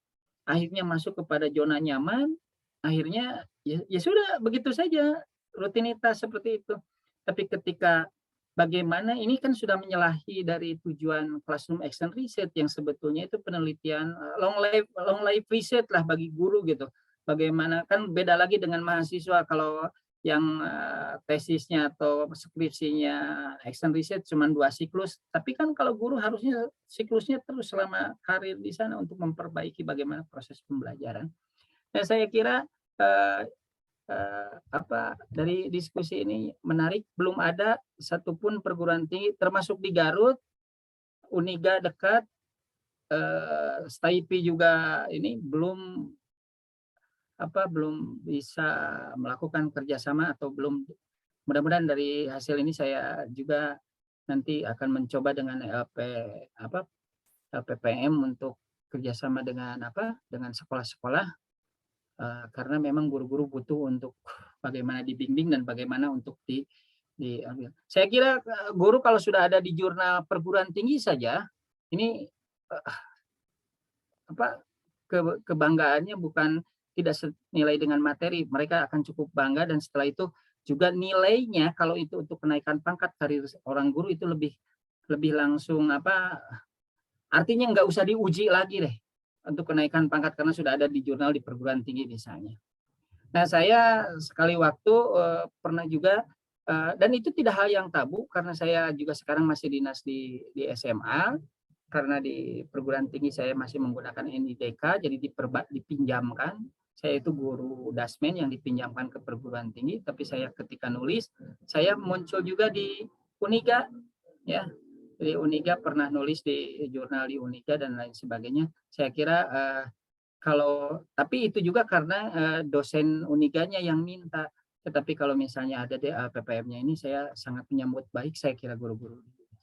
Itu saya kira Kang Adis. Ya, syukran Tad. Ya. Alhamdulillah, Masya Allah, dari Kang Adis, dari Ustadz juga. Mungkin ada lagi yang dari yang lainnya. Tadi ya, guru itu memang perlu banget untuk belajar tentang karya tulis, karena itu juga agar guru-guru mengembangkan keilmuan pendidikannya tidak sekadar menjalankan ngajar, tapi memang khazanah keilmuan harus berlandas dari praktisi juga gitu ya. Jadinya tidak ada parsial antara akademisi dan juga praktisi. Jadi saling melengkapi. Seperti itu. Mungkin ada lagi yang mau mendiskusikan topik ini tentang manajemen pendidikan, boleh berkaitan dengan karya tulisnya atau tadi berkaitan dengan tesisnya, atau juga bagaimana mau memberikan masukan, kritik, saran, atau seperti apa, boleh, mangga silahkan. Ada yang mau? Kang Rizal Fatur Rahman, sudah on cam, mangga, mau Kang? Cukup, mantap. Kang Rizal Ramdhani, masih raise hand, apa mau menanggapi kembali?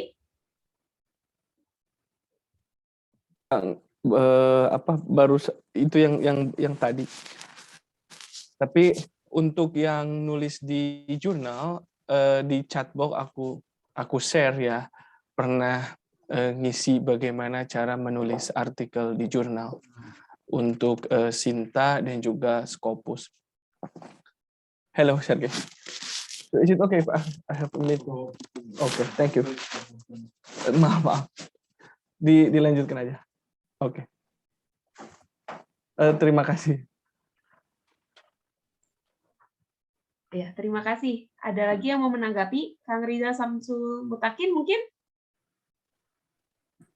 Cukup teh. Tapi tadi Imam saya lihat ngasih ini tanda, barangkali mau ngasih tanggapan. Kang Imam Sofyan ini memberikan tanda dari tadi, tapi belum muncul. Bagaimana Kang Imam?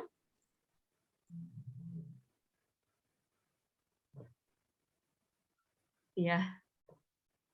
Sekarang sudah di masa merdeka belajar ya kalau kebijakan menteri baru, tapi rasanya guru masih terjajah dengan administrasi, jadi belum merdeka.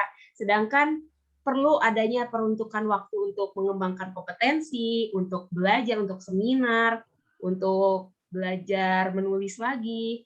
Nah, mudah-mudahan guru bisa punya kemerdekaan untuk selain belajar, mengajarnya juga harus lebih merdeka gitu ya. Danida, aku nyambung lagi ya temanku. Boleh mangga Kang Rizal.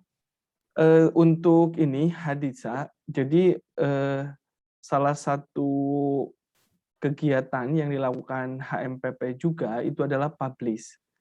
Saat ini sudah ada kurang lebih 8 artikel yang publish baik di Sinta 2 maupun Sinta 3. Yang sudah banyak tulisannya itu Rizal Fatur Rahman dan juga Imam Sofyan Abbas, termasuk Ihsan Kamal ya. Nah, teman-teman juga itu Rizal share Google Scholars-nya. termasuk teman-teman juga ya senang untuk berkolaborasi menulis. Nah, memang secara umum ada 2 indeksi atau indexing yang populer. Untuk di Indonesia kita menggunakan Sinta ya, Sinta 3 yang dikeluarkan oleh BRIN. Nah, kemudian yang di internasional memang kita menggunakan Scopus. Nah, untuk target teman-teman HMPP ini, kita targetnya di Sinta, yaitu Sinta 2 dan Sinta 3. Sinta 3 masih bahasa Indonesia, tapi Sinta 2 itu kebanyakan sudah in English. Kalau Sinta 1, kebanyakan yang sudah Sinta 1 itu terindeks Scopus. Nah, untuk di Scopus pun levelnya kurang lebih ada 3 ya, ada 4 ya. Yang pertama, kalau kita menggunakan Skimago, itu ada yang Q4 yang paling terendah. Itu yang paling mudah ya. Lalu Q3, Q2, dan yang terberat adalah Q1. Nah, untuk Q4 itu, conference aja banyak yang Q4 terindeks Scopus. Nah, harapan teman-teman HMPP itu bisa menulis setelah Sinta 2 adalah di Q4 atau di conference yang terindeks Scopus. Nah, kenapa demikian? Salah satu alasannya kalau kita melihat ngecek ke Sinta 3 misalkan, kita bandingkan perguruan tinggi Persis itu lemah dalam publikasi. Coba misalkan Unipi, kemudian STAI, mohon maaf, PISUS Garut misalkan ini, coba dilihat ranking Sintanya itu tidak terlalu banyak dan dokumen Scopusnya itu tidak ada karena di Sinta itu akan kelihatan. Nah, justru gitu ya teman-teman Nahdlatul Ulama dengan UNU-nya itu sudah bagus gitu. Kalau di Muhammadiyah, kebetulan saya juga ngajar di Muhammadiyah, itu sudah bisa bersaing. Jadi kalau kampus negeri, kampus swasta, lalu UIN. Kampus negeri yang pertama itu UI, ITB, UGM. Kalau kampus swasta itu BINUS, Telkom, Universitas Muhammadiyah Yogyakarta, Utama, Widyatama, lalu satu lagi adalah UII. Biasanya yang bersaing itu untuk jumlah publikasi Scopus. Misalkan BINUS sekarang sudah 600 dokumen Scopusnya, Utama udah 400, UMY masih 350 sekian. Jadi setiap tahun bersaing. Nah, untuk yang UIN tertinggi UIN Bandung. UIN Bandung tertinggi jumlah Scopus dan Sintanya. Nah, kampus Persis memang masih kurang. Nah, harapannya ketika teman-teman di HMPP itu sudah bisa publish, nanti juga pertama bisa berkolaborasi dengan dosen-dosen di kampus Persis untuk publikasi, meningkatkan citasi segala macam untuk di kampus Persis, dan yang kedua mungkin nanti kalau berkarir di kampus Persis bisa menjadi trigger ya untuk mengencangkan publikasi di kampus Persis tersebut, karena publikasi itu pertama berpengaruh terhadap akreditasi. Jadi dalam borang akreditasi itu publikasi itu nilainya cukup tinggi. Yang kedua karir dosen itu sendiri. Misalkan tadi untuk mendapatkan NIDN nomor induk dosen nasional itu harus ada 1 publikasi. Untuk asisten ahli itu harus ada 1 publikasi. Untuk lektor itu harus terindeks Scopus, harus terindeks Sinta 2. Untuk ke lektor kepala misalkan itu juga harus terindeks Sinta 2. Nah, untuk guru besar itu harus terindeks Scopus jumlah 3. Jadi memang berpengaruh baik untuk karir pribadi maupun untuk peringkat ranking dari universitas. Aku rasa itu yang ingin aku jelaskan.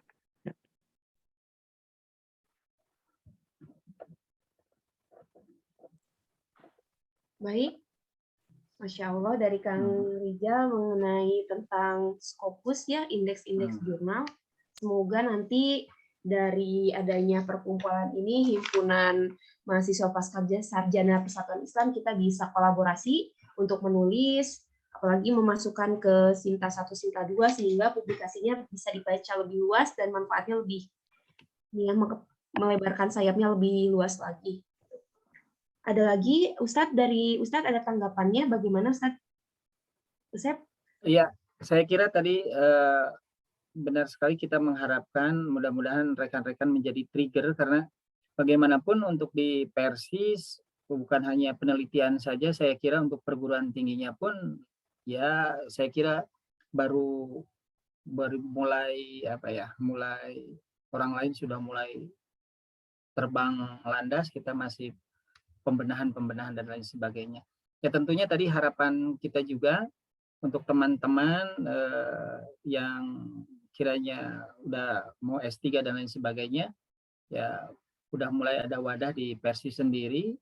Bagaimana nanti kita berharap juga menjadi cikal bakal untuk peneliti-peneliti di kampus, karena memang kita juga sadari ketika di kampus Persis itu kita banyak sekali menghadapi kesulitan-kesulitan, terutama juga kita ya untuk budaya menulis memang agak sulit, belum begitu menjadi budaya yang sangat baik gitu ya.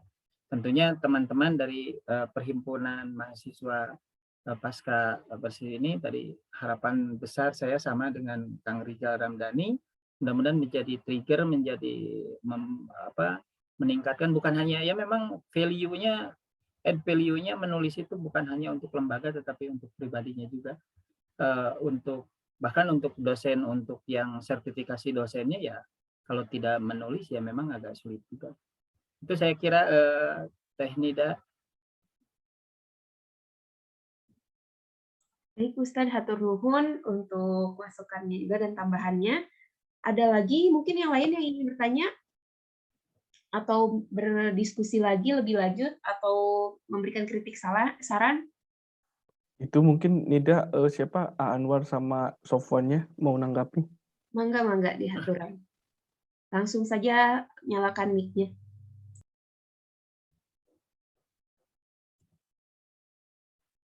Kang Sofwan atau Kang Ade mau menanggapi lagi atau Kang yang lainnya? Kang Riza tadi siapa yang ini mau menanggapi mungkin ya tadi? Barangkali gitu. Barangkali ya. Kang Imam tadi ya barangkali, atau yang lainnya? Sudah cukup jelas berarti ya. Semoga tidak puas atau tidak kenyang di forum ini, kita terus akan mencari lagi karena harus terus diupdate ya keilmuan kita, dan juga harus sering berdiskusi biar tidak, ibarat kata ilmu ini ibarat sumur ya, kalau misalnya kita sumur tidak digunakan airnya maka akan mengendap gitu, tapi ketika kita terus meminumnya, memakai airnya, maka akan terus mengalir di sumur itu air yang jernih. Sama halnya seperti keilmuan dan juga diskusi hari ini juga, kalau misalnya kita menjadi forum atau menjadi wadah untuk kita terus menggali. Mungkin ada lagi yang mau menambahkan? Saya sedikit Teh Nida, untuk teman-teman mahasiswa kami dari terutama pesantren, saya mengharapkan ini ketitipan pesan dari mungkin secara umum pesantren-pesantren yang ada di Persis, mohon informasi untuk lanjutan studi bagi adik-adik kelas kita. Karena Persis sekarang bukan Persis yang dulu yang tabu santrinya melanjutkan, sekarang justru kita kewalahan banyak sekali santri-santri calon mahasiswa yang ke S1 terutama menanyakan beberapa perguruan tinggi, bukan hanya saja di dalam negeri, terutama juga di luar negeri. Saya kira kalau ada info bisa berbagi dengan sekolah-sekolah, pesantren-pesantren, baik terutama mungkin ya semua pesantren Persis lah. Saya kira sekarang sudah saatnya kita menunggu dari rekan-rekan kalau ada informasi bagaimana bisa melanjutkan ke misalnya ke kampus saudara yang ada di Jogja, di mana termasuk juga di peluang ke luar negeri dan lain sebagainya, termasuk persyaratan dan lain sebagainya. Itu mungkin ada pesan titipan dari pesantren-pesantren, dari sekolah-sekolah yang tentunya mudah-mudahan bisa memberi informasi yang sangat berharga bagi adik-adik kita yang ada di pesantren untuk melanjutkan mengikuti jejak kakak-kakaknya yang luar biasa ini. Itu Teh Nida. Hatur nuhun pada Ustadz Dr. Usep. Tadi pesannya yaitu apabila kita memiliki informasi terkait dengan akademik, yaitu misalnya peluang beasiswa atau peluang bagaimana pendaftarannya, maka jangan segan-segan untuk men-share, khususnya kepada Dr. Usep, Mudah-mudahan banyak santri kita yang di persatuan di Persis bisa semakin berdiaspora ya, kemanapun, dalam negeri, luar negeri, kampus negeri, swasta unggulan, dan juga kampus-kampus yang lainnya gitu. Semoga ilmu-ilmu di pesantren juga menjadi dibawa gitu oleh mereka, sehingga Islam itu lebih ilmu yang kita dapatkan di pesantren bisa juga disebarkan gitu ke teman-temannya. Baik, mungkin ada lagi yang mau menambahkan? Jika tidak ada, akan ada closing statement gitu ya. Ada lagi yang mau menambahkan atau berdiskusi kembali, atau sudah cukup? Ya, jika tidak ada tanggapan, baik, untuk itu, untuk menutup, Ustadz, apakah ditutup saja atau bagaimana, Ustadz? Dr. Ustadz? Bangga, silakan. Iya. Ikut. Tadi ada informasi dari chat dari Kang Ihsan, yaitu insya Allah pada Januari 2022 nanti akan ada kelas penulisan jurnal yang diselenggarakan oleh PW Persis Yogyakarta. Maka dari itu, untuk informasi selanjutnya bisa disimak melalui media WhatsApp ataupun Instagram-nya ya, ataupun bisa jika ingin bergabung dengan Himpunan Mahasiswa Pascasarjana Persatuan Islam bisa menghubungi narahubung di sini, ada di poster, yaitu Kang Rizal Samsul Mutakin sebagai kontak personnya apabila mungkin mau mengajak teman-temannya untuk bergabung ya gitu. Baik, mungkin saya cukupkan diskusi hari ini. Jangan pernah merasa puas, tentunya kita harus mencari dan menggali lagi. Mudah-mudahan kita bisa bertemu dalam forum berikutnya, yaitu forum bedah tesis yang rutin dilaksanakan setiap 1 bulan sekali, edisi 9, edisi 10, dan mudah-mudahan edisi selanjutnya terus berlanjut ya. Semoga kita selalu senantiasa sehat, panjang umur juga, dan selalu dirahmati oleh Allah. Untuk sebelum ditutup, saya memberikan kesempatan kepada Akang Ade Hairil Anwar dulu untuk memberikan closing statement-nya, mungkin mangga di haturan Akang.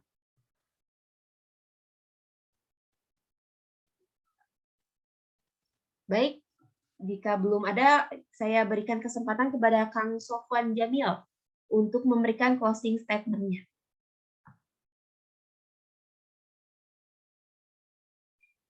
Udah pada tidur.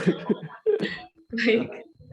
Jika begitu, apakah kepada Ustadz Dr. Usep, mangga, apakah ingin memberikan closing statement-nya hari ini? Ya, saya mengucapkan selamat saja kepada rekan-rekan. Mudah-mudahan Kang Rijal Ramdhani cepat selesai, cepat kelar, dan teman-teman juga yang lagi berjibaku keras untuk menyelesaikan studinya juga cepat selesai. Karena bagaimanapun jemaah menunggu kita. Dan yang akan melanjutkan, saya doakan lancar. Gas sekarang, karena kapan lagi, karena kalau ditunda-tunda memang akan banyak hambatan yang lainnya. Itu saja, selamat, saya kira mudah-mudahan sukses semuanya dan bisa berkarya lebih hebat lagi. Itu, terima kasih Tanida. Atur nuhun jazakumullah khairan kasiran kepada Bapak Ustadz Dr. Usep. Tentunya pemantikan pembedahan tesis ini sangat keren banget ya. Sangat bermanfaat untuk kita semua, menjadi motivasi untuk terus semangat dalam melanjutkan studi.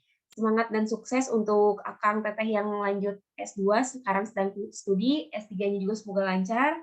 Semoga kita juga diberikan kesempatan untuk mendapatkan peluang beasiswa maupun misalnya publish karya tulis kita, seperti itu. Walaupun di sana Kang Rijal dingin ya, musim dingin -20, tapi jangan sampai semangatnya juga membeku, tetap semangat, kita juga jadi ikut semangat gitu ya. Di sini walaupun hujan, tapi jangan sampai semangat kita luntur karena hujan gitu. Oke, mungkin sekian dari saya. Ustadz, sebagai informasi mungkin nanti akan ada dilanjut katanya rapat oleh pihak panitia. Nanti saya tutup dulu acaranya, kemudian mangga yang misalnya mau masih bergabung silahkan, yang mau keluar dari grup juga silahkan ya gitu. Tapi saya tutup dulu acara kegiatan ini. Alhamdulillah Oh ya, sebelumnya Kang Rizal Fatur Rahman selaku Ketua Pelaksana ada yang mau disampaikan? Cukup jazakallahu khairan berkenan Ustaz bedah kawan-kawan dan juga para panelis yang bersedia, mudah-mudahan jadi pemantik yang lainnya untuk dibedah, bukan dibedah dalam artian kita mau merombak penelitian, tapi untuk pengembangan ilmu. Mudah-mudahan ini juga berdampak ke yang lain. Itu aja Teh. Baik. Jazakumullah khairan kasiran kepada para panelis kita, Pak Ade, Pak Sofwan, kepada Pak Ustadz Dr. Usep yang telah membedah dan juga memandu kita untuk membedah tesis-tesis ini. Mudah-mudahan di lain kesempatan kita bisa bertemu lagi. Saya ucapkan sekali lagi jazakumullah khairan kasiran atas kehadirannya dan juga kesempatannya, karena tentu untuk meluangkan waktu ini tidak mudah. Nanti mudah-mudahan kita bisa bertemu lagi di forum berikutnya. Saya Nida Sofia memohon maaf apabila ada kesalahan baik perkataan maupun perbuatan. Semoga dalam pertemuan ini kita bisa memetik hikmah dan juga mengalirkan ilmunya kembali. Jadi jangan sampai ilmu yang kita dapatkan berhenti di sini, terus berbagi, terus juga berkarya. Semoga apa yang kita tanamkan hari ini menjadi pundi-pundi amal untuk kebaikan di akhirat nanti. Amin. Saya tutup dengan doa. Aku qouli hada wa astaghfirullaha li wa lakum. Billahi taufiq wal hidayah. Wassalamualaikum warahmatullahi wabarakatuh.